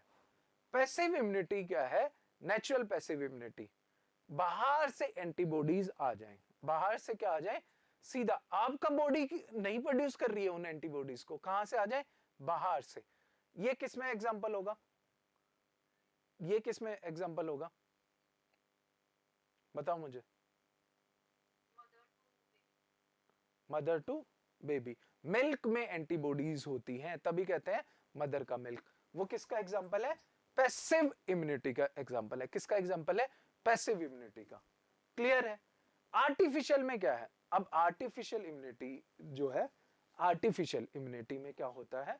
पैसिव और एक्टिव दोनों सेम है। पैसिव में वही एंटीबॉडीज ट्रांसफर करते हैं। पैसिव में क्या करते हैं? एंटीबॉडीज ट्रांसफर करते हैं किसी के अंदर to neutralise your virus bacteria. तो पैसिव इम्यूनिटी का आर्टिफिशियल इम्यूनिटी का एग्जांपल क्या हुआ? बताओ मुझे, मैंने क्लास में बताया आपको। हाँ बताओ शुभम। दे, देखो प्लाज्मा थेरेपी नहीं बोलेंगे, वो एक्चुअली थ्योरेटिकली अभी भी प्रूफ नहीं है हमारे पास। जो जो है इसमें क्या बोलोगे? जैसे फॉर एग्जांपल जहां एंटीबॉडीज आपके बॉडी में डायरेक्ट इन्फेक्शन के अगेंस्ट वो करते हैं, जैसे आपका फॉर एग्जांपल किसमें? फॉर एग्जांपल आपका जो है ये रेबीज के केस में। किसके केस में? रेबीज के केस में। रेबीज में क्या होता है? Direct antibodies against rabies virus आपकी बॉडी में इंजेक्ट करते हैं। वो एग्जांपल है किसका? वो एग्जांपल है किसका? हाँ जी, वो पैसिव इम्यूनिटी का एग्जांपल है। एंटीवेनम, एंटीवेनम समझते हो? सांप ने काट लिया आपको तो उसके टॉक्सिन के अगेंस्ट एंटीबॉडीज है, वो पुट करते हैं, वो आपकी बॉडी में डालते हैं। ठीक है, आपका जैसे फॉर एग्जांपल जो है टेटनस, उसमें भी क्या होता है? आपकी एंटीबॉडीज होती हैं। वो पैसिव आर्टिफिशियल इम्यूनिटी का है। आर्टिफिशियल एक्टिव इम्यूनिटी क्या है? Vaccine, immunisation. क्या है? वैक्सीनेशन और इम्यूनाइजेशन। वैक्सीन कैसे काम करती है? वैक्सीन काम करती है, आपका एंटीजन आपकी बॉडी में डाला जाता है। Antigen in the form of living pathogen जो इनएक्टिव है, dead pathogen, part of pathogen, और ए प्रोटीन और ए RNA which can function as antigen and produce the immune response। वो वैक्सीन है। वो क्या है? वैक्सीन है। क्लियर है कि नहीं है? ये वैक्सीन और इम्यूनाइजेशन क्या है? आपका आर्टिफिशियल एक्टिव इम्यूनिटी है। क्लियर है? क्लियर है ना? देखो ये इंपॉर्टेंट है। अब पिछले साल जो क्वेश्चन पूछा गया था सीडीएस में, मैं वो पूछता हूं आपसे। ठीक है, पिछले साल क्वेश्चन था कि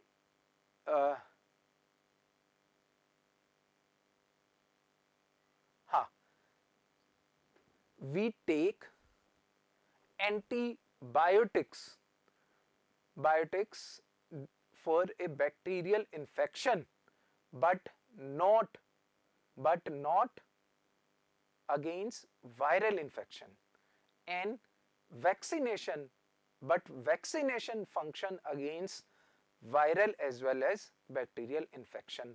4 ऑप्शंस थे उसके, ठीक है, 4 ऑप्शंस थे उसके।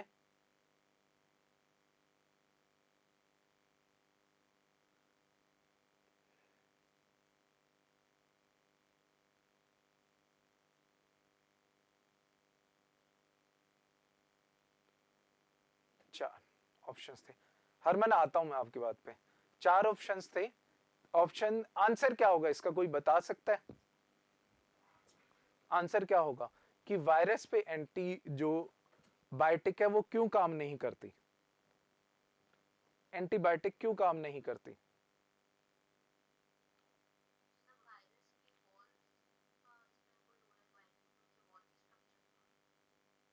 नहीं नहीं नहीं नहीं।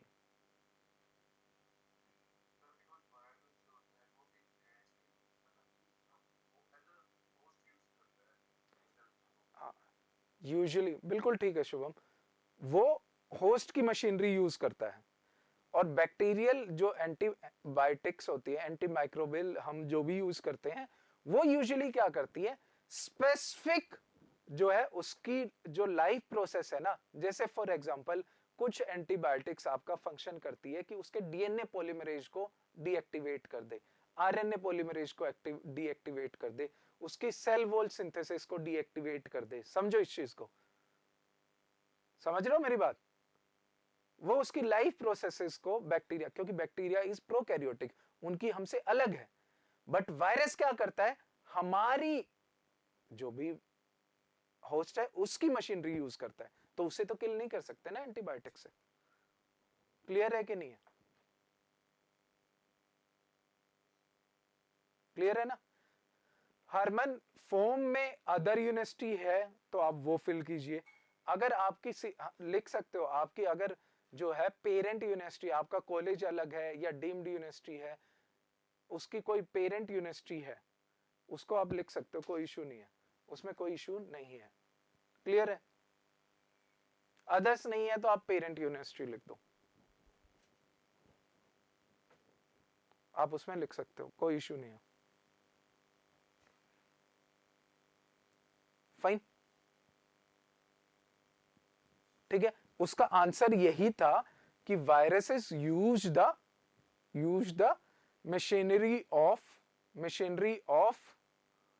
machinery of host cell to replicate. That's why we cannot use the antibiotic.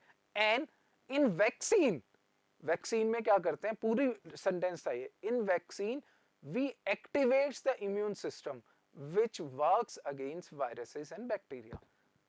Getting my point or not? जो बैक्टीरिया और वायरस के अगेंस्ट काम करता है। क्लियर है कि नहीं है? Fine,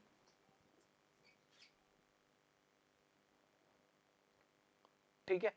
Louis Pasteur father of immunology कहे जाते हैं, ठीक है। अब ये याद करनी है आपको, चाहे रट्टा मारो चाहे थोड़ी डिस्कशन कर लेते हैं, सारी याद करनी है हमें। एड्स किसके कारण होती है? एचआईवी के कारण। सेक्सुअली ट्रांसमिटेड डिजीज है और फ्लूइड से होती है, मतलब फ्लूइड अगर टच में आया, एसटीडी भी है, फ्लूइड टच में आया, किसको इन्फेक्ट करती है, ये सारी चीजें पता होना चाहिए। जो मेन डिजीजेस है, एड्स का, एचआईवी की फुल फॉर्म क्या होती है? एड्स वायरस की मतलब, हाँ जी,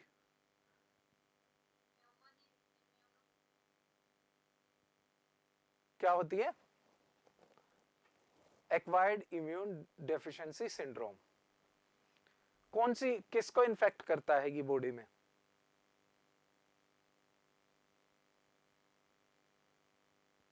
हाँ जी बताओ।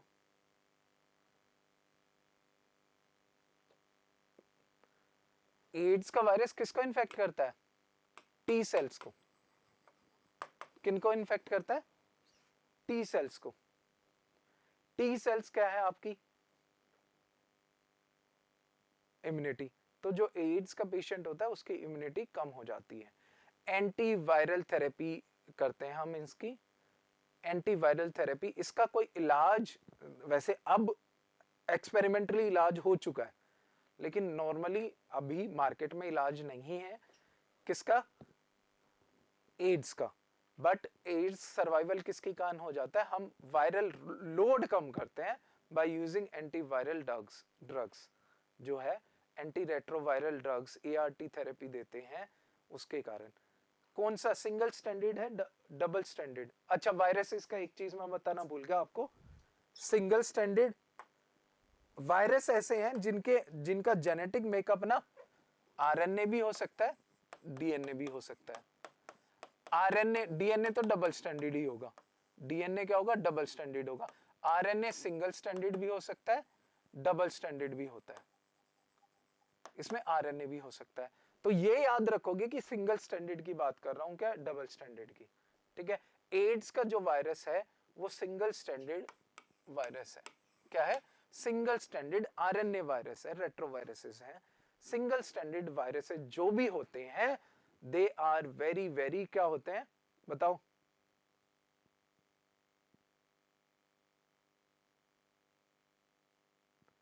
Prone to mutation. म्यूटेशन बहुत फास्ट करते हैं सिंगल स्टैंडर्ड आरएनए वायरस, जैसे आपका कोविड का वायरस है। सिंगल स्टैंडर्ड वायरसेस के अगेंस्ट वैक्सीन बनाना बहुत मुश्किल है, क्योंकि दे change their protein cover. Bar bar change कर लेते हैं ना। ये क्लियर है कि नहीं है? ये समझ रहे हो मेरी बात?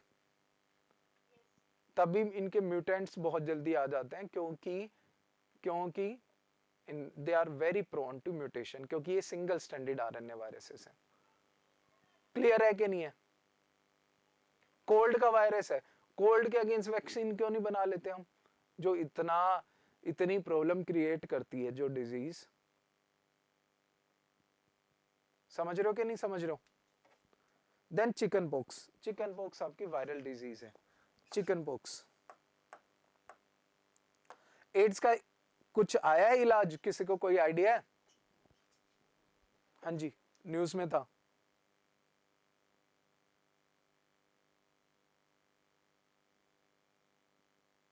बताओ,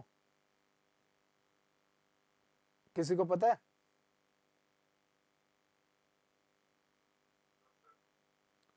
एक्चुअली कुछ पेशेंट्स ठीक हुए हैं। एक 2007-8 में जर्मन पेशेंट ठीक हुआ था, उसके बाद वो चीज वो रिपीट नहीं कर पाए थे। अब रिसेंट टाइम में फिर से हुआ है। एक्चुअली क्या है, किसको इन्फेक्ट करता है? ये टी सेल्स को। टी सेल्स पे स्पेसिफिक रिसेप्टर होते हैं, स्पेसिफिक रिसेप्टर होते हैं, उन पे बाइंड करता है, अपना जो है जेनेटिक मटेरियल अंदर डालता है और रेप्लिकेट करता है। फाइन। बट कुछ लोगों में वो टी सेल रिसेप्टर ही नहीं होता, उनकी सेल्स में वो टी सेल रिसेप्टर नहीं होता, उनको एचआईवी नहीं हो सकता। समझो इस चीज को। तो 2008 में क्या है, एक पेशेंट को लुकीमिया था। लुकीमिया क्या होता है? लुकीमिया क्या होता है? ब्लड कैंसर, डब्ल्यूबीसी का कैंसर होता है, इम्यून सिस्टम का। तो जो डॉक्टर था उसने उसको बंदे को बोला कि आप अपना बोन मैरो चेंज कराओ, क्योंकि बोन मैरो चेंज हो जाएगा तो आपका ठीक हो जाएगा वो, क्योंकि टी सेल फिर आपके हेल्थी प्रोड्यूस हो जाएंगे। ठीक है।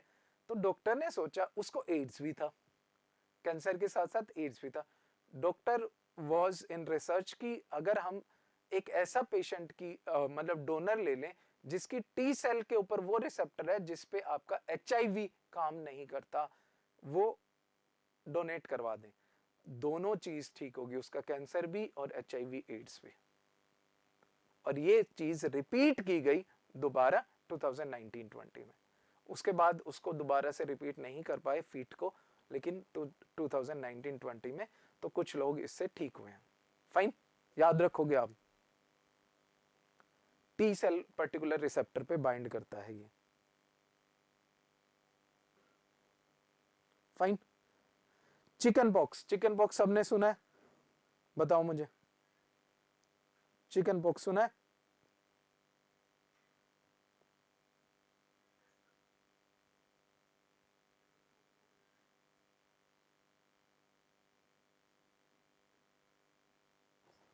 चिकन पॉक्स क्या है? वर्सीला हर्पीस वायरस। फाइन।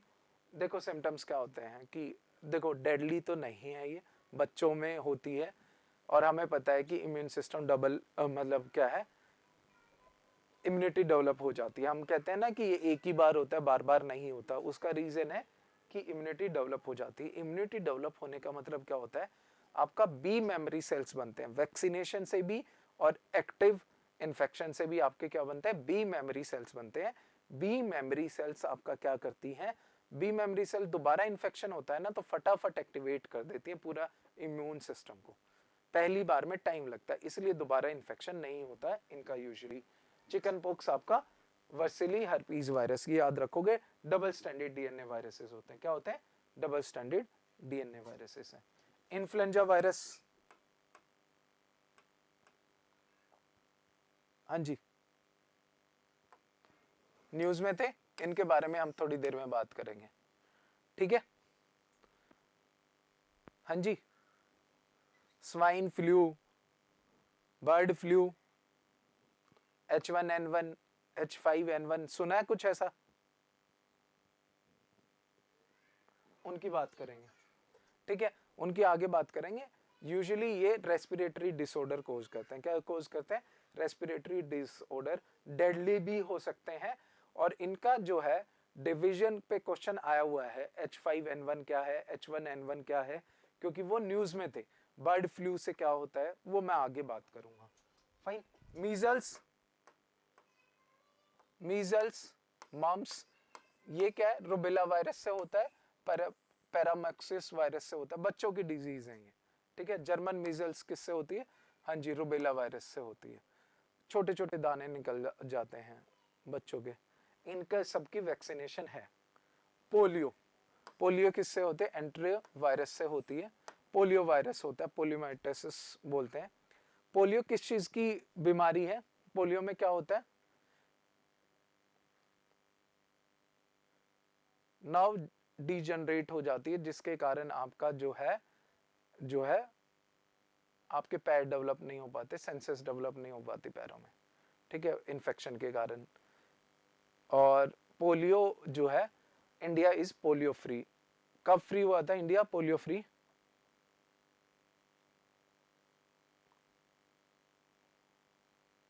टू 2013 में। कब? 2013 आई थिंक, एक बार चेक कर लेना 2013 में, ठीक है। 3 वेरिएंट थे इसके, 1 2 3। वर्ल्ड में सिर्फ 3 कंट्रीज हैं जो पोलियो फ्री नहीं है। जो क्या है? पोलियो फ्री नहीं है। कौन कौन सी 3 कंट्री है? कौन कौन सी 3 कंट्री है?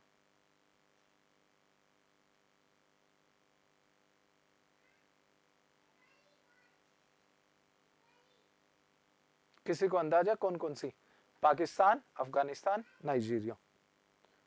यहां इसलिए इंडिया को भी डर रहता है कि हमारे पड़ोसी देश है, वहां से कोई इन्फेक्टेड केस ना आ जाए, दोबारा से सारी प्रोसेस स्टार्ट करनी पड़ेगी।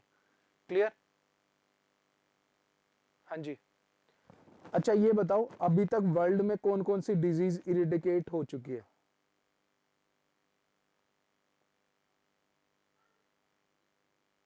बताओ। हाँ जी, वर्ल्ड में कौन कौन सी डिजीज इरिडिकेट हो चुकी है? कोई है ऐसी डिजीज? स्मॉल पॉक्स, ठीक है, एक ही है। दूसरी का किसी को पता है? हाँ जी, स्मॉल पॉक्स लगभग सबको पता है। एक ना कैटल्स की डिजीज है, rinder paste, sorry, rinder paste. ये डिजीज है, ये भी पूरे वर्ल्ड से गायब हो चुकी है। रिंडर, RINDR, रिंडर पेस्ट मतलब ये आपकी डिजीज है, जो वायरल डिजीज है, जो अब नहीं है। फाइन। रेबीज वायरस से होती है, RNA वायरस है। डेंगू वायरस, डेंगू का कैरियर क्या है? चिकनगुनिया डेंगू का वायरस क्या कैरियर है? कौन कैरी करता है? हाँ जी, एडीज मॉस्किटो, कौन सा मॉस्किटो? एडीज मॉस्किटो कैरी करता है। फाइन, ये छोटी छोटी चीजें याद रखोगे। फाइन, डेंगू के कारण क्या होता है, आपकी प्लेटलेट्स कम हो जाती है। और सार्स वायरस, ये न्यूज में था। कोरोना वायरस, तो इसके बारे में थोड़ा पढ़ लेते हैं। ठीक है, कोरोना वायरस आपका रेस्पिरेटरी डिजीज कोज करता है, वुहान से मानते हैं आया था, रेस्पिरेटरी ट्रैक्ट को इन्फेक्ट करता है। ठीक है, इससे पहले भी मार्स वायरस है, Middle East respiratory syndrome virus, कोविड-19। इसका नाम जो है सार्स वायरस आपका क्या है, कब अपीयर हुआ? पहले भी अपीयर हो चुका है और अब 2019 में दोबारा से अपीयर हुआ। इसका सीवियर अक्यूट रेस्पिरेटरी सिंड्रोम है, पूरा नाम क्या है? SARS virus, severe acute respiratory syndrome. Corona virus इसको बाद में नाम दिया गया। ठीक है, इबोला वायरस न्यूज में था, मेनली वेस्ट अफ्रीका में जो है पेंडेमिक हुआ था इसका।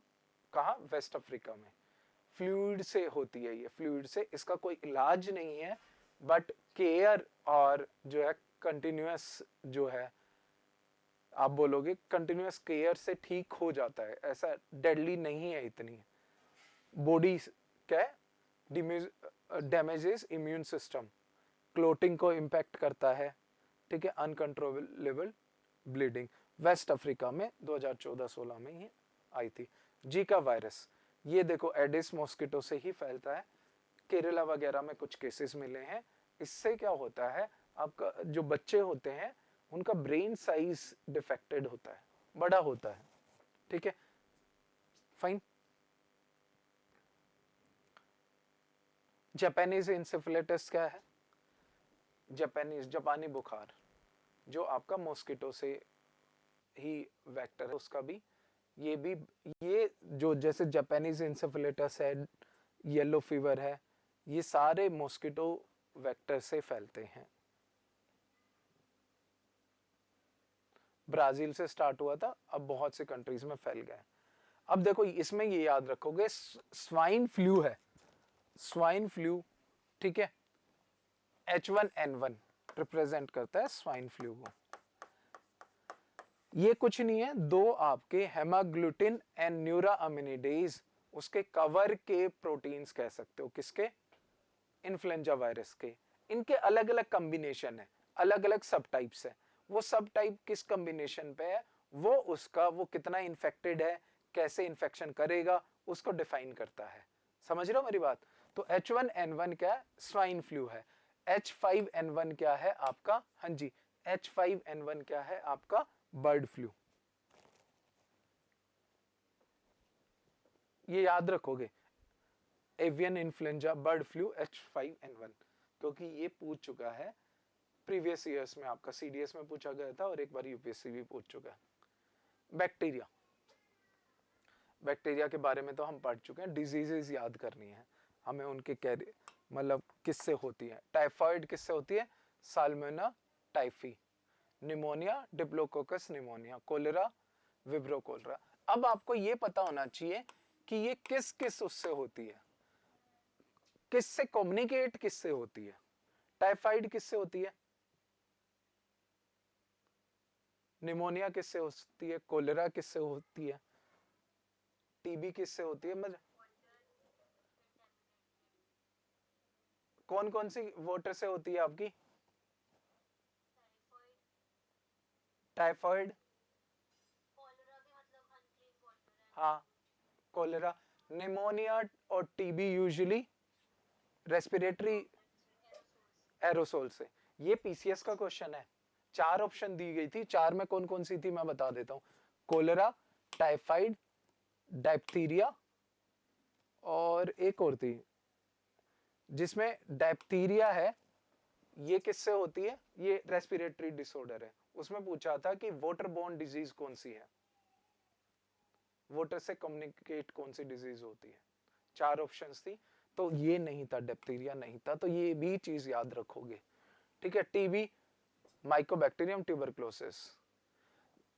ठीक है, टाइफाइड, टाइफाइड में क्या होता है? किनको इन्फेक्ट करता है? येलो फीवर देखो वेरियस पार्ट्स को तो करता ही है, सबसे पहले मोस्ट प्रोबेबली ये लीवर को करता है, समझ रहे हो?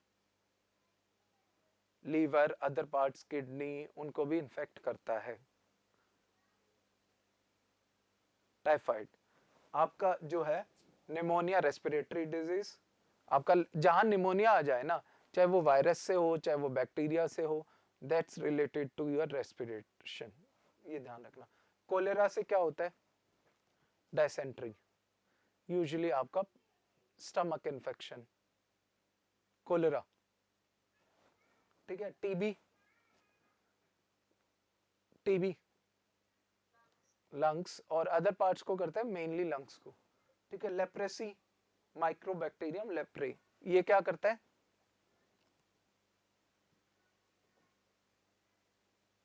डीजनरेट आपकी नर्व्स, जो पार्ट्स हैं लिम्स के, उनको डीजनरेट करता है, नर्व्स को डीजनरेट करता है, ठीक है।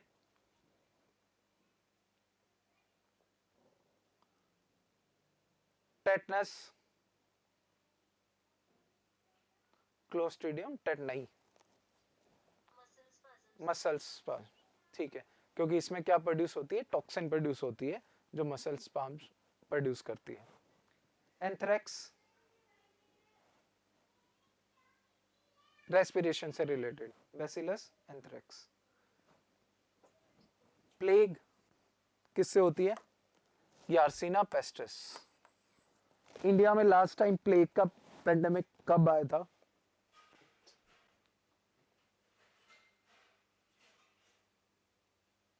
(92, 93) गुजरात में, सूरत, जो आज के टाइम सेकंड क्लीनेस्ट सिटी है, वहां।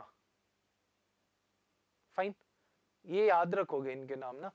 फिर ये जो है साइफिलस गोनोरिया, ये आपकी कौन सी डिजीज है? एसटीडी।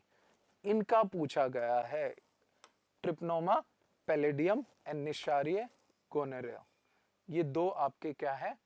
सेक्सुअली ट्रांसमिटेड डिजीज हैं। फाइन। मेनिंजाइटिस, नेसेरिया मेनिंजाइटिस, आपका ब्रेन की मेनिंजेस को इन्फेक्ट करता है। फाइन। बैक्टीरिया के अगेंस्ट हम क्या यूज करते हैं? एंटीबायोटिक्स। क्या यूज करते हैं? एंटीबायोटिक्स। जो न्यूज में है वो चीजें याद रखनी है, ठीक है। जैसे टीबी का एक्सडीआर और एमडीआर न्यूज में, क्या है ये एक्सडीआर और एमडीआर? एक्सडीआर क्या है, एमडीआर क्या है? Extreme drug resistance TB and multi drug resistant TB.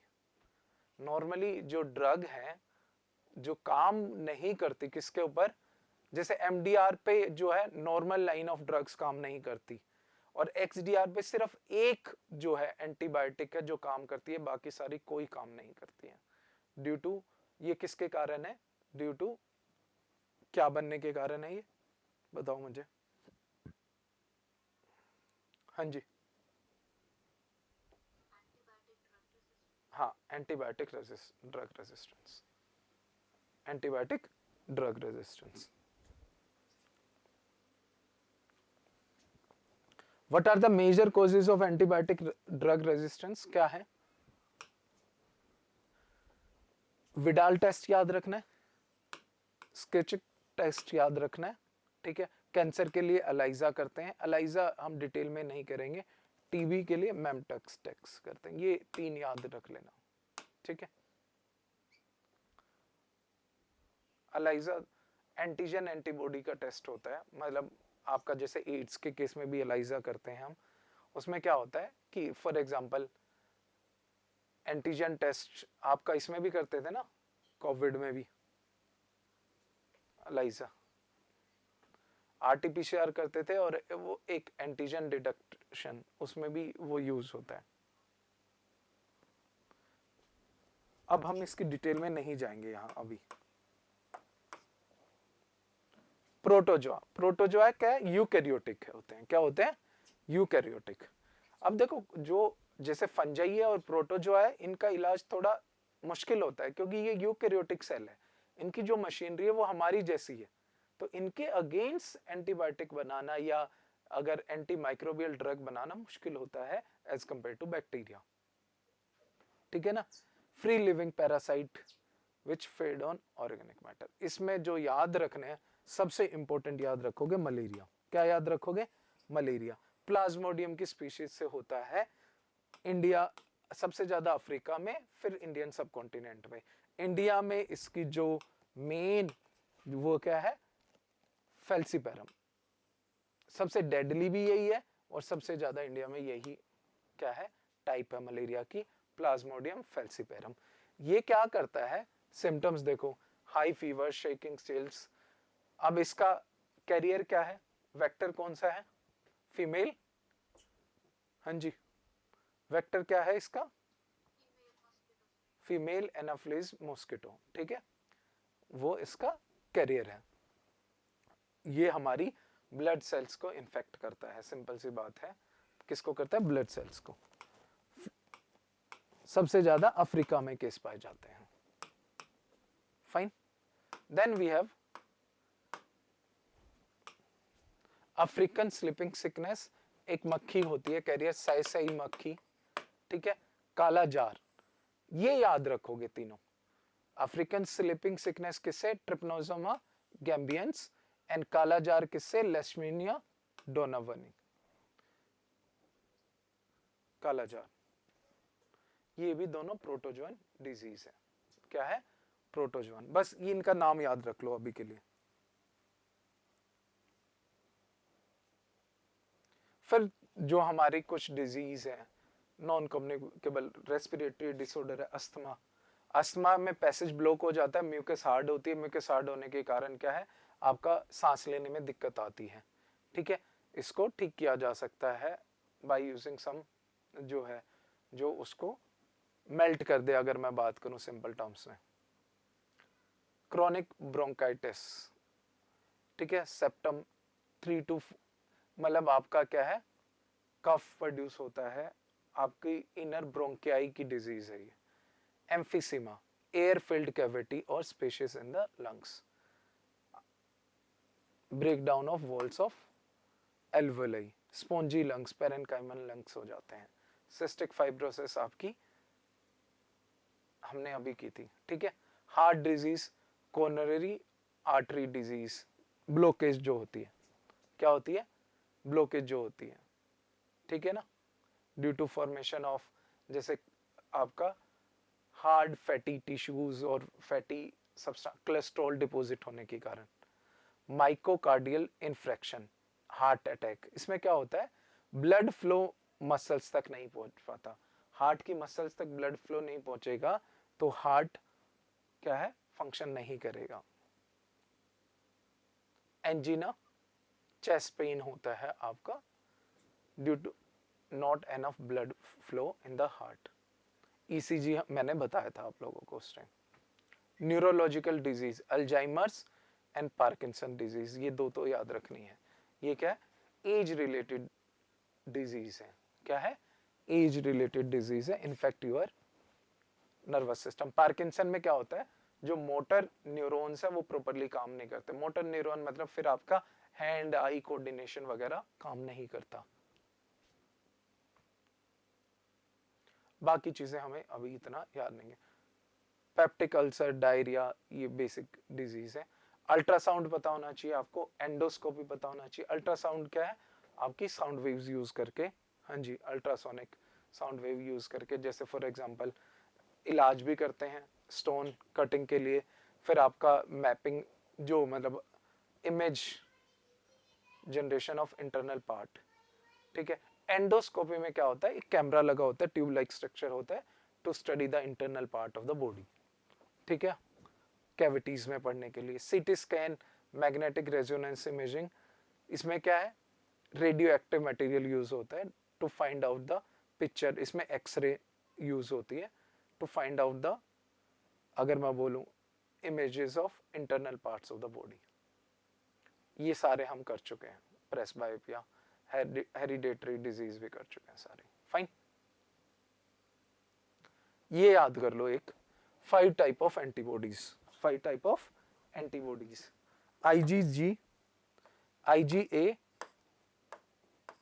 IgD, IgE, IgG and IgM। ठीक है। IgA क्या करते हैं, secretes into mucus saliva tears, tags pathogen for the destruction, destruction के लिए। आपका मिल्क में, मदर मिल्क में क्या होती है, मदर मिल्क में ये क्वेश्चन पूछा गया, मदर मिल्क में कौन सी होती है सबसे ज्यादा, IgA। ठीक है। आपके म्यूकस स्लाइवा, आपके टीयर्स, क्योंकि ये क्या है, आपका न्यूट्रलाइज कर देती है आपके पैथोजेंस को। B cell receptor stimulate the release of IgM, IgM का स्टिमुलेट करते, B cell receptor stimulate the release of IgM, B cells को कहते हैं कि IgM रिलीज करो। Fixes complement main antibody of primary response, primary response किस चीज का, आपका सेल मेडिएटेड रिस्पॉन्स, किसका, सेल मेडिएटेड रिस्पॉन्स।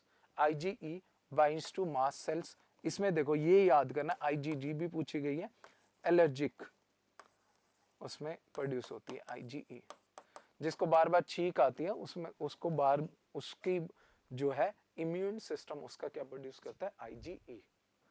ठीक है। IgG binds to the phagocytic sites, main blood antibody for secondary response, ये अकेली एंटीबॉडी है जो प्लेसेंटा को क्रॉस करती है। पर आपको सिर्फ याद करना है मेन फंक्शन। ठीक है। ये किस पे बाइंड करती है, एंटीजन पे, किस पे बाइंड करती है, एंटीजन्स पे बाइंड करती है। फाइन। चलिए यहां ओवर करते हैं क्लास। अब आपके एक दो टॉपिक रह गए हैं बायो के, एक दो टॉपिक ही रहे हैं, वो हम कल की क्लास में नहीं करेंगे, मैं अलग से कोई 1 घंटे की क्लास ले लूंगा, उसमें मैं करवा दूंगा। एक दो टॉपिक ही रहते हैं बस। बताइए मुझे, कल से केमिस्ट्री की क्लास होगी और केमिस्ट्री की क्लास शुरू हो जाएगी कल से आपकी, और आई थिंक फिर आपकी 3 या 4 घंटे की जीएस की क्लास होगी।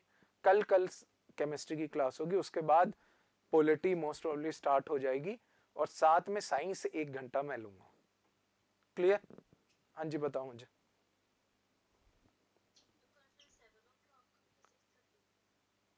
कल 6:30 कर लेते हैं, ठीक है, कल हम 6:30 कर लेते हैं। फाइन, हो गए हैं बेटा, कल आफ्टरनून में मैं कर चुका हूं, आप चेक करिए एक बार। हाँ उसमें ना वो भी है, प्लांट हार्मोन्स भी हैं, वो मैंने करवाने हैं। राहत, प्लांट हार्मोन्स भी हैं और वो इजी है वैसे तो, पढ़ने मुश्किल नहीं है, लेकिन मैं करवाऊंगा, वो नोट्स में है लेकिन। ठीक है। हाँ अच्छे नोट्स हैं वो, उसके अलावा पढ़ने की जरूरत नहीं है। ठीक है। बताइए मुझे, नोट्स और वगैरह ठीक लग रहे हैं आपको, कोई भी इशू है कुछ भी? हाँ जी राहत, रिची, एनफ है ना? मैं क्योंकि ये बहुत, हाँ जी हाँ जी,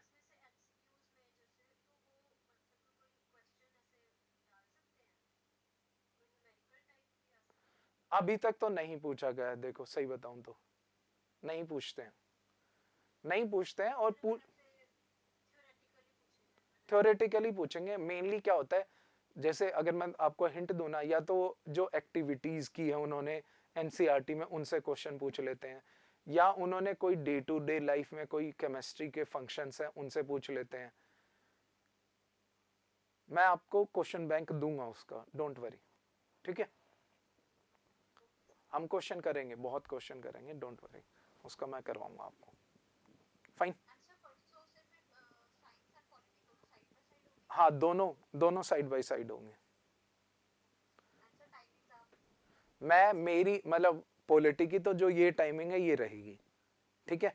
मैं मेरी टाइमिंग आपको मेरे टाइम के हिसाब से कंफर्म कर दूंगा, जैसे मे बी इमीडिएट हो, या फिर क्योंकि देखो रात को तो नहीं ले सकता, 9:30 to 11, 11 इज लास्ट, तो सी सेट होती है, तो उससे पहले ही लेनी पड़ेगी। या तो मॉर्निंग में हम कोई शिफ्ट रख सकते हैं और मॉर्निंग में कर सकते हैं, या फिर immediately before your polity class 1 घंटा ले लूंगा मैं, ठीक है? ठीक है, थैंक यू। चलिए, थैंक यू।